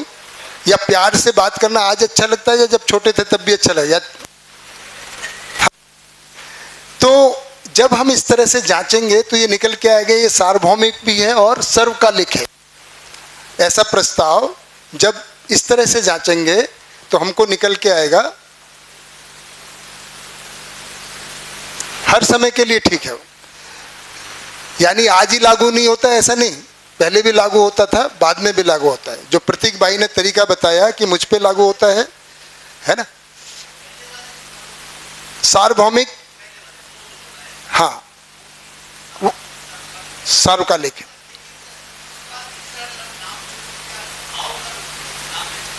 भाव का भी नाम दे सकते, भाव, बिल्कुल। तो पहला संवेदना, तर्क, तीसरा भाव, तीनों, 3 तरह से हम जांचते हैं, सीधा सीधा जांचना। इसलिए उसको हमने कहा तो सार्वभौमिक है, सर्वकालिक है। और जैसे हमने बताया भाई तर्क है तो ये तर्क संगत है, लॉजिकल है, क्योंकि हम बोल ही रहे हैं कि भाई तर्क पूर्वक जांचना है आपको, है ना। तर्क संगत की बात जरूरी है। मान लो कोई आपको प्रस्ताव देता है ना, मैं कहता हूँ मान लीजिए कोई प्रस्ताव देता है कि धरती पे जीना तो मुश्किल है अब, और अब तो केवल मंगल ग्रह पे ही रहा जा सकता है। अगर ठीक से आदमी को रहना है तो कहाँ जाना चाहिए? अब ये कैसा प्रस्ताव है? सभी के लिए है क्या? तर्कसंगत लगता है क्या? लॉजिक? अब लॉजिक को देखिए भाई, धरती को किसने बिगाड़ा? रहने लायक किसने नहीं छोड़ा? जिस वजह से यहां रहने लायक नहीं छोड़ा, मंगल ग्रह पे चला जाएगा तो वहां भी छोड़ेगा कि बचा लेगा? तो फिर वहां जाके क्या करेगा? यहीं ठीक कर ले, है ना? तो ये जांचा जा सकता है कोई भी प्रस्ताव को तर्क संगत। कोई कहता है नहीं नहीं आदमी को ठीक ठाक होना है तो घर परिवार तो मोह माया है। कोई ये बोल सकता है यार ये तो मोह माया है, ये तो जीना ही बेकार है। कहाँ करना चाहिए? कहाँ जाना चाहिए? हिमालय में जाना चाहिए। नरेंद्र भाई कह रहे हैं हिमालय पे जाना चाहिए। सब चले जाए, वहां भी वही बना देंगे। भाई जांच रहे हैं ना भाई, आप ही थोड़ी जाएंगे। अगर हिमालय पे ही जाके ठीक रहा जा सकता है तो एक क्यों जाएगा? सारे जाएंगे। तो सबके लिए लागू नहीं है ना। तो हम इस जांचेंगे, है ना प्रार्थना बेटा की, हम जो भी प्रस्ताव है इस दृष्टि से जांचेंगे कि तो ये करेंगे। फिर ये चालू हो गया है सार्वभौमिक सर्वकालिक तर्क संगत। दूसरा जिया जा सकता है ना, जीने में आए।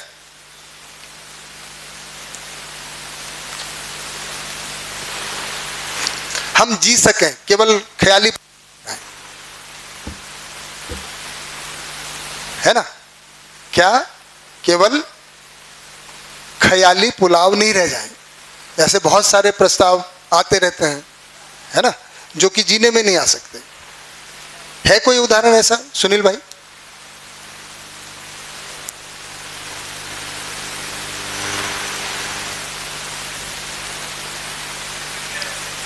है जी, जो जिया ना जा सके? मैं बताता हूं। जैसे हर कोई माँ बाप या बच्चे चाहते हैं, है ना, और प्रस्ताव देते हैं देखो बेटा तुमको अगर खुश रहना है, अच्छा जिंदगी में कुछ कामयाब होना है तो क्लास में क्या आना पड़ेगा? फर्स्ट आना पड़ेगा। अब सारे बच्चे फर्स्ट आ सकते हैं क्या क्लास में? तो जिया ही नहीं जा सकता, वो लागू ही नहीं हो सकता। अगर कोई टीचर या कोई भी मोटिवेट करता है, ज़्यादातर मोटिवेटर ऐसे ही करते हैं, सारे बच्चों को मोटिवेट करते हैं क्या आपको क्लास में फर्स्ट आना है ना कुंवर भाई? मोटिवेटर बहुत करते हैं ऐसा कि क्लास में जाएंगे और सारे बच्चों को मोटिवेट करते हैं आपको मेहनत करना है, बिल गेट बनना है, बिल गेट बनना है, सारों को बिल गेट बनाना है ना। बन सकते हैं क्या? नहीं बन सकते। अच्छा क्लास में कोई फर्स्ट आए, अच्छा माँ बाप से पूछो कौन माँ बाप हैं जो चाहते हैं बच्चा क्लास में फर्स्ट आए? कितने बच्चे माँ बाप बोलेंगे कि उनका बच्चा क्लास में फर्स्ट आए? सबके आ सकते हैं? इलॉजिकल है, वो लॉजिक में ही नहीं बैठेगा। क्लास में फर्स्ट आना मतलब, अच्छा अगर प्रस्ताव को बदल दिया जाए कि भाई जितने भी बच्चे हैं अगर जो भी सब्जेक्ट पढ़ाया जा रहा है कि सबकी समझ में आ जाए, तो ये कैसा प्रस्ताव है? सब समझ सकते हैं कि नहीं समझ सकते हैं? सब समझ सकते हैं। तो प्रस्ताव ऐसा हो कि हाँ भाई वो जिया भी जा सके, नहीं तो इलॉजिकल ही बनेगा। तो उसके लिए तो फाइट ही फाइट है ना, नथिंग इज राइट देन। ठीक है सौरभ भाई, क्योंकि इलॉजिकल है ना, जीने में नहीं आ सकता है वो फ्रस्ट्रेशन की तरफ लेके जाएगा। एक शेयरिंग कर दूं सर मैं? हाँ जी, मेरा एक्सपीरियंस एक शेयर करूं। कैसा एक्सपीरियंस है उस पर डिपेंड करेगा। नहीं, किस बारे में है? जी हाँ, देखिए ये अभी क्या करते हैं कुंवर भाई ये तो बताइए किस बारे में, मतलब उससे क्या? अभी इसी पे जो हम हर बच्चे को फर्स्ट लाना चाहते हैं। अच्छा तो वो तो तय हो गया ना कि वो तो जिया ही नहीं जा सकता। नहीं जिया जा सकता बस, तो फिर भी बता दीजिए, चलिए आपके मन में ना रह जाए जी। देखिए हम लोग जो जैसे म्यूजिकल चेयर का खेल खेलते हैं उसमें अल्टीमेटली एक को ही वो चेयर मिलती है, लेकिन यही खेल जापानीज बच्चों को सिखाया जाता है कि कुर्सी हटा ली जाती है लेकिन कैसे उस चेयर पे सभी लोग बाकी बच्चों को एडजस्ट करना है ना, ये बात है। वो तो हो गया, कोई बात नहीं, पर फिर भी मोटिवेशन फ्रस्ट्रेशन है ना, एक ही बात है कुंवर भाई, मतलब प्रस्ताव जो है ना, हाँ जी, तो जिया जा सके, है ना। तो ऐसा जो प्रस्ताव होगा क्या होगा? वो सार्वकालिक होगा, सार्वभौमिक होगा, तर्कसंगत होगा, जी सकेंगे तो ये ही सर्व शुभ के अर्थ में भी होगा। जो हम सोचते हैं ना कि भाई सबका भला हो, जब हमने इतना जांच लिया तो यही सर्व शुभ के अर्थ में भी होगा। तो ये इतना काम हम जांचने का करेंगे। तो हमने 2-3 बातें तय कर दी कि हम एक तो 7 दिन क्या करेंगे, बातचीत करेंगे। बातचीत करने का तरीका होगा कि मैं प्रस्ताव रखूंगा, सुनने की जिम्मेदारी और समझने की जिम्मेदारी। मैं समझा सकता हूं क्या, मैं प्रस्ताव रख सकता हूं, हम सब जांचेंगे और उससे समझेंगे। अच्छा, समझने के लिए क्या मिनिमम क्वालिफिकेशन है, कौन समझ सकते हैं? अब सब में ही है कल्पनाशीलता। देखो ये निष्कर्ष तो, अच्छा देखिए अभी ये इसको मिटा दें भैया, अब है ना, इससे क्योंकि हमने कहा ना कि संवाद का मतलब है कि कुछ बातचीत के बाद निष्कर्ष निकलना चाहिए जो सबको स्वीकार हो जाए, और वो निष्कर्षों को ही हमको कंटिन्यूअस उस पर शोध करना है, उसके अनुसार हम जिया जा सके, है ना। तो जीने का कार्यक्रम ये केवल बात करने का नहीं रहता है, फिर हम इसको जीने का प्रयास भी करते हैं। क्यों करते हैं? क्योंकि कार्यक्रम ही ऐसा है ना, जीने के लिए है। तो ये सारी बातचीत किस लिए है? जीने के लिए। सुनना किस लिए है? समझने के लिए, है ना। बोलना भी है तो समझने के लिए। जब हम शेयर करते हैं तो ये हमारे, तो मैं ये पूछ रहा था कि जैसे ब्रज कृष्ण, हाँ जी भैया, शीशराम भाई कुछ नहीं, इसको भी रखे सकते हैं, इसको मिटा देंगे। तो शीशराम भाई अभी बात कर रहे थे कि समझने की मिनिमम क्वालिटी क्या क्राइटेरिया है। प्रदीप भैया भी बोल रहे, हाँ प्रदीप को ध्यान देना, ध्यान देना, बहुत बढ़िया। हाँ, आपका क्या नाम भी है? अशोक भाई। अशोक भाई कह रहे हैं सुनना हो जाए।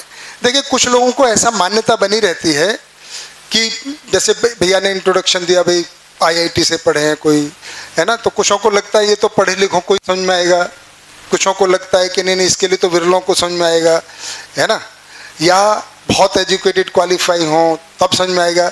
ऐसा कुछ नहीं है। समझने की मिनिमम क्वालिटी है कि उसको मनुष्य होना चाहिए।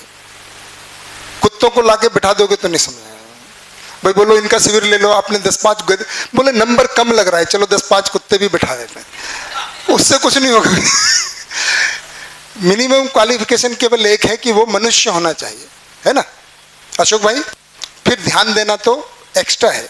समझने का केवल एक ही क्राइटेरिया है कि मानव समझ सकता है, चाहे किसान हो, चाहे गृहिणी हो, चाहे हाउसवाइफ हो, चाहे लेक्चरर हो, प्रोफेसर हो, साइंटिस्ट हो, या बिल्कुल लिबरल हो, मानव होना चाहिए। क्योंकि हमने एक निष्कर्ष निकाला भी बातचीत कर कि जो मानव की यात्रा रही है, मानव का जो जीना बदल रहा है, जो हमने बात की, वो क्यों बदल रहा है? क्योंकि उसमें बदलने की क्षमता है। वो क्या क्षमता है? उसका क्या नाम दिया हमने? कल्पनाशीलता।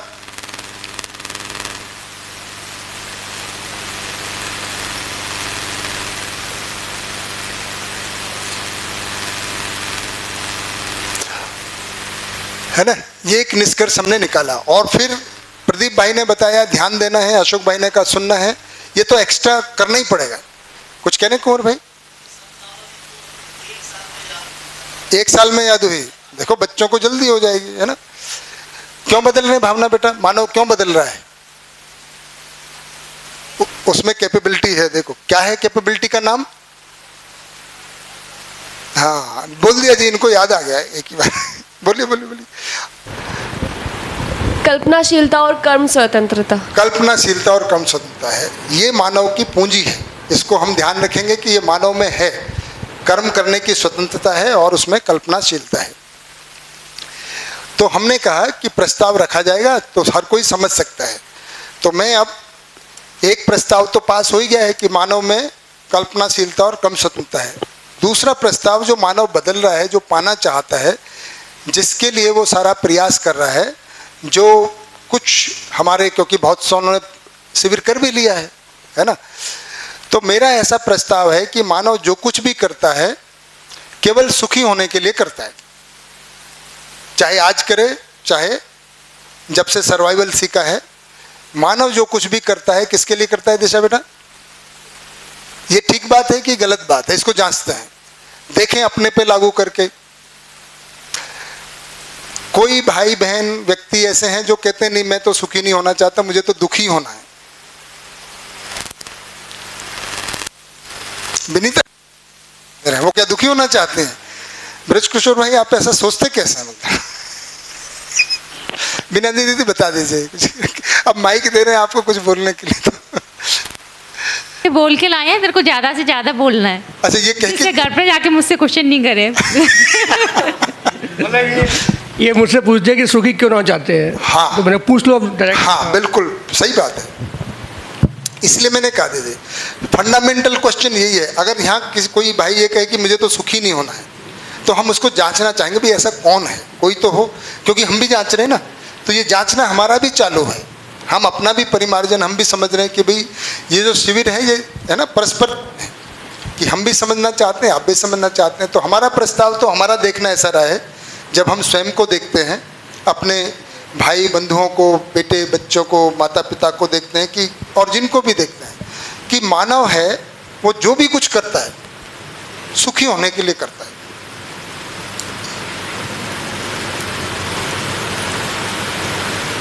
बताइए कुछ। अभी सोच रहे हैं। ये तो सही है कि सुखी होने के लिए करता है, पर वो किस किस बात पे मतलब खुश हो सकता है वो भी डिपेंड करता है ना। वो हर चीज पे मतलब किसी को दुख दे के ही खुशी मिलती हो। हाँ ये हो सकता है, ये बिल्कुल हो सकता है। अभी कैसे सुखी होने का कोशिश करता है वो दूसरा मुद्दा है, पहले तो एक मुद्दा तय कर लेना भाई, पहले एक तय हो जाए ना, फिर दूसरा है कि वो कैसे कैसे सुखी होना चाहते हैं। तो उसमें ये शामिल हो सकता है कि सुखी होने का तरीका किसी को यही पता चल गया। हाँ ये तो निश्चित है कि हाँ वो खुश होना चाहता है। पति की छाती पे मूंग की दाल डलनी है ऐसी सुखी हो जाए, या पत्नी को खूब नचाना है, भाई वो अलग बात हो सकती है। सुखी होने के तरीके कितने कितने उस पर आगे चर्चा करेंगे। सुखी होने के तरीके क्या हैं वो आगे का मुद्दा है, पर पहले ये तो तय कर लें कि आदमी सुखी होना चाहता है। आदमी मतलब मानव, स्त्री पुरुष बच्चा बाल वृद्ध सब कोई जो कुछ भी करते हैं। दीदी क्या नाम दीदी आपका? माइक दें दीदी को। अनीता। अनीता दीदी, हमारी बात आपको सही लग रही है? हमारा प्रस्ताव कि मानव जो कुछ भी करता है सुखी होने के लिए करता है। हाँ सर। कभी आपका मन हुआ वो सास को दुखी कर दिया जाए? नहीं नहीं, सुखी होने के लिए करते हैं ना जो कुछ भी करते हैं। कभी आपको कोई ऐसा प्रयास किया हो कि मुझे तो दुखी होना है? नहीं। नहीं। चलिए और कोई देखो जिसको भी डाउट हो, क्योंकि आगे बात तभी बढ़े।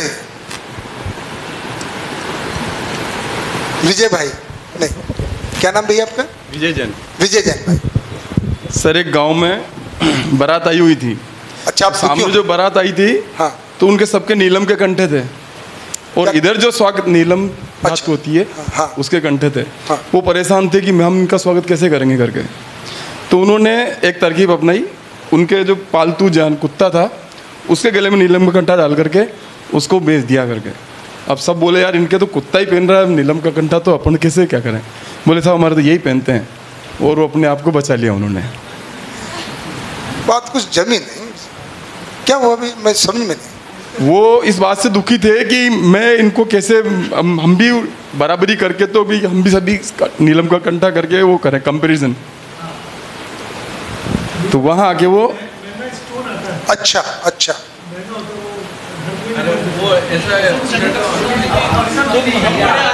अच्छा ऐसा ओके। तो मतलब सुखी होने के लिए करता है आदमी जो कुछ भी करता है, ऐसे ही कहना चाहते हो ना? मतलब इससे निष्कर्ष तो यही निकला। ठीक। कोई हाँ, प्रतीक भाई हाथ खड़ा कर रहे हैं। नहीं अच्छा देखो मैं देखता रहता हूँ आप मजे से हाथ वाथ खड़ा करना है करें, मैं ऐसा नहीं कि मतलब पूछ ही लूंगा। कोई व्यक्ति सभा में ऐसा है जो ये कहता हो कि नहीं भैया मैं तो दुखी होने के लिए करता हूं?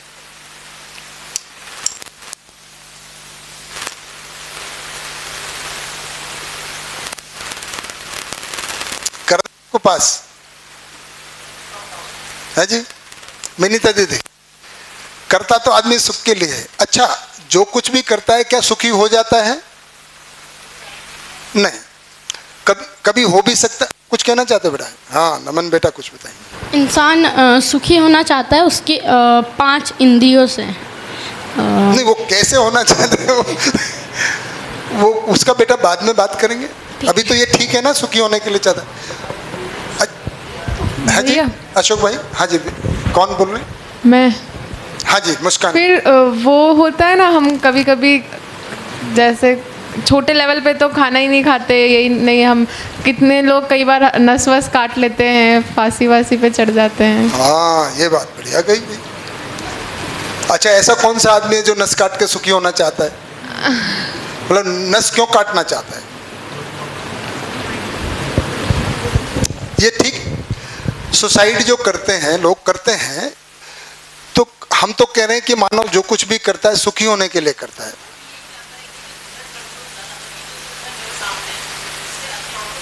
माइक दे, माइक पकड़ा दें उधर।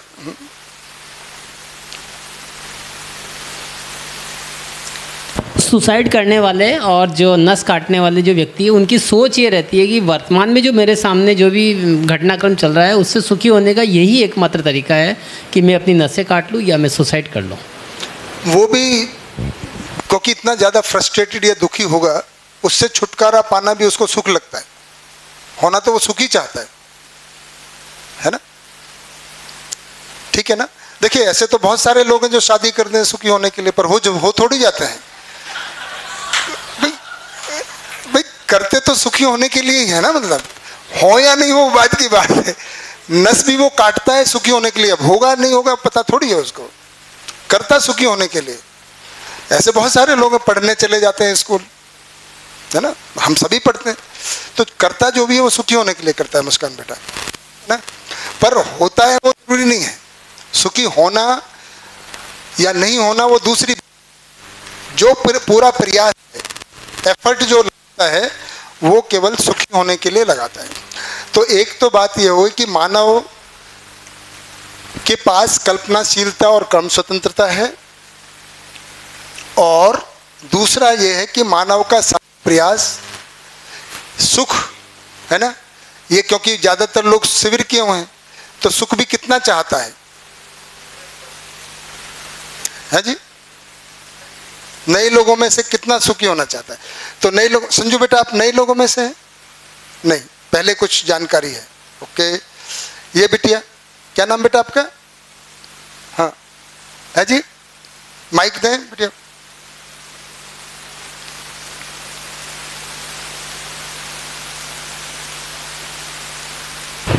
आशा सुथार।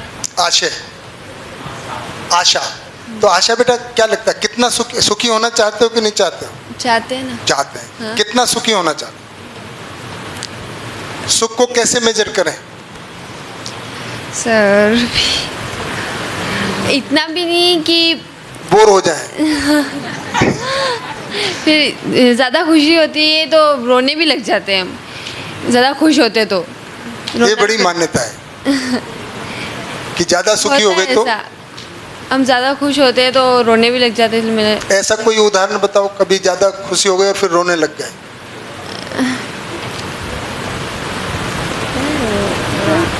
सर अभी तो सोचेगा। पीछे बिटिया कुछ बोल रही है। हाँ आप नाम बताइएगा अपना, पीछे माइक दीजिएगा बेटा।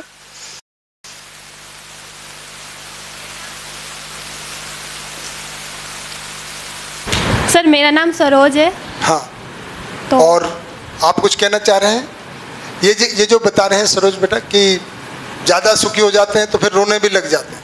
सर कभी कभी कुछ ऐसा मोमेंट आ जाता है तो उस टाइम हम खुशी के साथ में रोने भी लग जाते हैं। वो तो खुशी के आंसू हो गए ऐसा बोलते हैं। हाँ दुखी थोड़ी हुए। दुखी नहीं हुए बट आंसू तो आते हैं। हाँ वो तो खुशी के आंसू आ सकते हैं, बहुत भाव विवल हो गए है ना, पर वो खुशी के ही हुए ना। जैसे बिटिया को विदा करते हैं है ना, जैसे शादी होती है बिटिया की, विदाई करते हैं तो विदाई करते समय आंसू आते हैं कि नहीं आते हैं? पर इसका मतलब ये थोड़ी हो गया कि दुखी हो गए, नहीं बिटिया को रख लो घर में, अब हम नहीं भेजेंगे, हम तो दुखी हो रहे हैं। ऐसा करता है कोई? नहीं। ब्रिज किशोर भाई, वो तो खुशी के आंसू आ गए, ऐसा थोड़ी कि भाई नहीं हम तो बड़ा दुख हो रहा है, जा रही है घर छोड़ के, नहीं हम नहीं जाने देंगे है ना। थोड़ी बहुत देर के लिए ड्रामा जरूर करते हैं, भाई भाई गाड़ी को रोकते हैं, ये नहीं मत जा बहन। वो थोड़ी देर का है, अगर वास्तव में वो ठान ले कि नहीं जाऊंगी तो सब परेशान हो जाएंगे। ये क्या बात, इतना सब ताम झाम किया था शादी। हाँ मतलब वो तो खुशी के आंसू हो गए, वो कोई दुख की बात नहीं है, ऐसा कह रहे हैं। हाँ जी सर, मेरा नाम किशन राव है। क्या नाम भैया? किशन राव। किशन राव, हाँ जी किशन। मैं इतना सुख चाहता हूँ कि मेरे से कोई दुखी ना हो। वाह क्या बात है, बढ़िया बात। तो इतना जो सुख चाहते हैं कि कोई दुखी ना हो, है ना, तो देखिए आपके सुखी होने से अच्छा कोई दुखी होगा भी नहीं, है ना, क्योंकि सुखिया एक नियम है, जिसके पास जो होता है वही बांटता है। दुखी आदमी क्या बांटेगा? फ्रस्ट्रेशन वाला, फियर, जो डरता है डराएगा, और जो सुखी है वो क्या करेगा? तो दुखी तो कोई आपसे होगा नहीं बेटा, अगर आप सुखी हो गए तो। हाँ ये हो सकता है कभी कभी हमको भ्रम हो जाता है, हम सुखी है उसको बांटने जाते हैं, दूसरे लोग दुखी होने लगते हैं। क्योंकि तब हम क्या कर रहे होते हैं, हम जबरदस्ती दूसरों को सुखी करके सुखी होना चाहते हैं, और वो दूसरे हमसे सुखी नहीं होना चाहते। भाई हमसे होना ही नहीं चाहते वो सुखी, है ना। तो ये हो सकता है, पर अगर हम सही में सुखी हैं तो फिर हमसे सब सुखी होंगे। जी भाई साहब कुछ कह रहे हैं? ये जो आप बता रहे हैं जी, सब सुखी होना चाहते हैं, तो क्या इसके पीछे ऐसा नहीं है कि वो सब दुखी हैं? वो सब दुखी हैं नहीं, तभी तो सुखी होना चाहते हैं। जो सुखी होना चाहते हैं और जो सुखी हैं, जो सुखी हैं वो सुखी रहना चाहते हैं, और जो सुखी नहीं है वो सुखी होना चाहते हैं। नहीं तो आज तक जितना भी पृथ्वी पर सुखी होने की कामना में जो मनुष्य गए हैं, उन्होंने पूरी दुनिया में दुखी तो बांटा है। ऐसा दिख रहा है ना, सारी दुनिया दुखी है। अच्छा, तो इसका मतलब अभी सुखी नहीं हुए, ऐसा हो गया? नहीं, और हम दुखी क्यों हो रहे हैं? हाँ क्यों हो रहा है बताइए। इस पे सोचना चाहिए। हम सुखी होना चाहते हैं, ये भी एक कामना है, और ये कामना दुख की है, और हम दुखी हो रहे हैं। क्या नाम है भैया आपका? तीरथ दास। है जी, तीरथ दास भाई। तो आप कह रहे हैं कि भाई जो सुखी करने के उन्होंने दुखी कर दिया लोगों को, ऐसा कर रहे हैं ना? और आप इस तर्क को यूं भी समझ सकते हैं कि सुख की कामना क्यों आती है। जैसे मैं आपको मैं ही बताता हूँ, एक छोटा बच्चा है 2 साल का या 10 दिन का, 15 दिन का, वो बहुत सुखी है, उसकी कोई कामना ही नहीं है, और सारा अस्तित्व उसका काम कर रहा है। ये जैसे ही मनुष्य ने सुखी होने के लिए सोचा है, तो देखा ये गया है कि उसने दुख ही दिया है। पर अगर वो ये सोचे कि ये दुख क्यों है, क्योंकि आपका भी इस बात से सहमत होना बहुत ज़रूरी है कि अगर सुख की कामना है तो इसका मतलब पृष्ठभूमि दुखी की है। जी, तो देखिए पृष्ठभूमि दुख की भी हो सकती है, जब हम कह रहे हैं कि मानव का जो सारा प्रयास है वो है तो सुख के लिए, है ना। वो आप सुख जो कह रहे हो ना, वो सुख है नहीं, क्योंकि दुख ही पा रहा ना। हाँ, तभी तो नानक देव जी ने कहा है कि दुखिया सब संसारा। आज नहीं, आदिकाल से ही मनुष्य ने, जैसा आप पहले बता रहे थे कि इतने वर्ष तक तो वो बिल्कुल जंगल में जिया, फिर उसके पास कल्पना शक्ति है, कर्म करने की भी उसके छूट है, तो सब उसने सुख के लिए किया ना, सुख के करते करते। पर अभी तक तो पाया तो दुखी है ना। उस समय भी मनुष्य लड़ता था, आज भी लड़ रहा है, घर घर लड़ रहे हैं, भाई भाई लड़ रहे हैं। ईमानदारी एक बहुत बड़ी चीज़ होती है, और एक मस्तिष्क से और हम कुछ बोल दें वो एक अलग बात है। वस्तु स्थिति है कि सब दुखी हैं। ओके, ठीक है, तो इसको ही एग्जामिन करेंगे 7 दिन की, कैसे सुखी हुआ जाए। अगर कामना है, प्रयास है, तो सफल कैसे हो भाई, आगे का मुद्दा तो ये निकलता है ना। हाँ, वो कैसे हो, वो तो बिल्कुल सही है। बस तो उसी की बात करें। आपने जो कहा कि भाई अभी तक दुखी किया लोगों ने, अभी भी लड़ रहा है, अभी भी सुखी नहीं हुआ, तो जैसे मैंने कहा अभी तक के प्रयास में जो जो मिला है वो भी हमको पता चल गया कि भाई हमको बहुत सारी सुविधाएं मिल गई हैं, है ना, बहुत कुछ हमने पा लिया है। अब ये जो सुखी होने की कामना ये क्यों नहीं पूरी हो पाई है, इसको जांचेंगे, पर पाना तो चाहता है, इसकी बात कर रहे हैं। तो उसको यूं भी लिया जा सकता है कि हम किस कारण से दुखी हो रहे हैं। हाँ, उसको भी जांचेंगे, बिल्कुल ठीक बात है, उसमें वो समाया ही है ना। आपने जैसे कहा पृष्ठभूमि में वो बना ही हुआ है कि हम क्यों दुखी हैं। आप कुछ बता दीजिए क्यों दुखी हैं, अगर आप अभी बताना चाहते हैं तो। ये अपन व्यक्तिगत बात करेंगे। नहीं, ये तो देखिए सभा में आप एक आयोजन में हैं, और कुछ आप काफ़ी ऐसे मित्र आए हैं, तो आप उनसे बात करेंगे। चलिए ठीक है भाई, हम तो प्रस्ताव देंगे सुखी कैसे हुआ जाए, है ना। और अगर व्यक्तिगत करना चाहते हैं हमको तो इसमें भी ठीक है, अगर सबको सामने बताना चाहे तो कह सकता हूँ कि मैं जीवन विद्या से जितना मेरी समझ से है परिचय हुआ हूँ, यूट्यूब भी देखता हूँ, मैं इंदौर भी गया, और वो मैं चाहता हूँ कि कहीं इतने समय से जब चल रहा है, इतने समय के बाद कोई एक मॉडल तो बने कि हाँ यहाँ सुखी रह रहे हैं। ठीक बात है, वो आपकी कामना उचित है और उसमें काफ़ी लोग लगे हुए हैं। हाँ हाँ, मैं होके आया वहाँ, मैंने देखा भी है। तो उसी का ये प्रयास है ना, बिल्कुल ठीक बात है। तो तीरथ दास जी धन्यवाद। ये जो कह रहे हैं कि भाई पृष्ठभूमि में दुख है ना, उसको भी हम देखेंगे कि दुख क्या है, सुख क्या है, तो इनको हम समझ लेंगे अच्छे से, यही मुद्दा है। परंतु पहले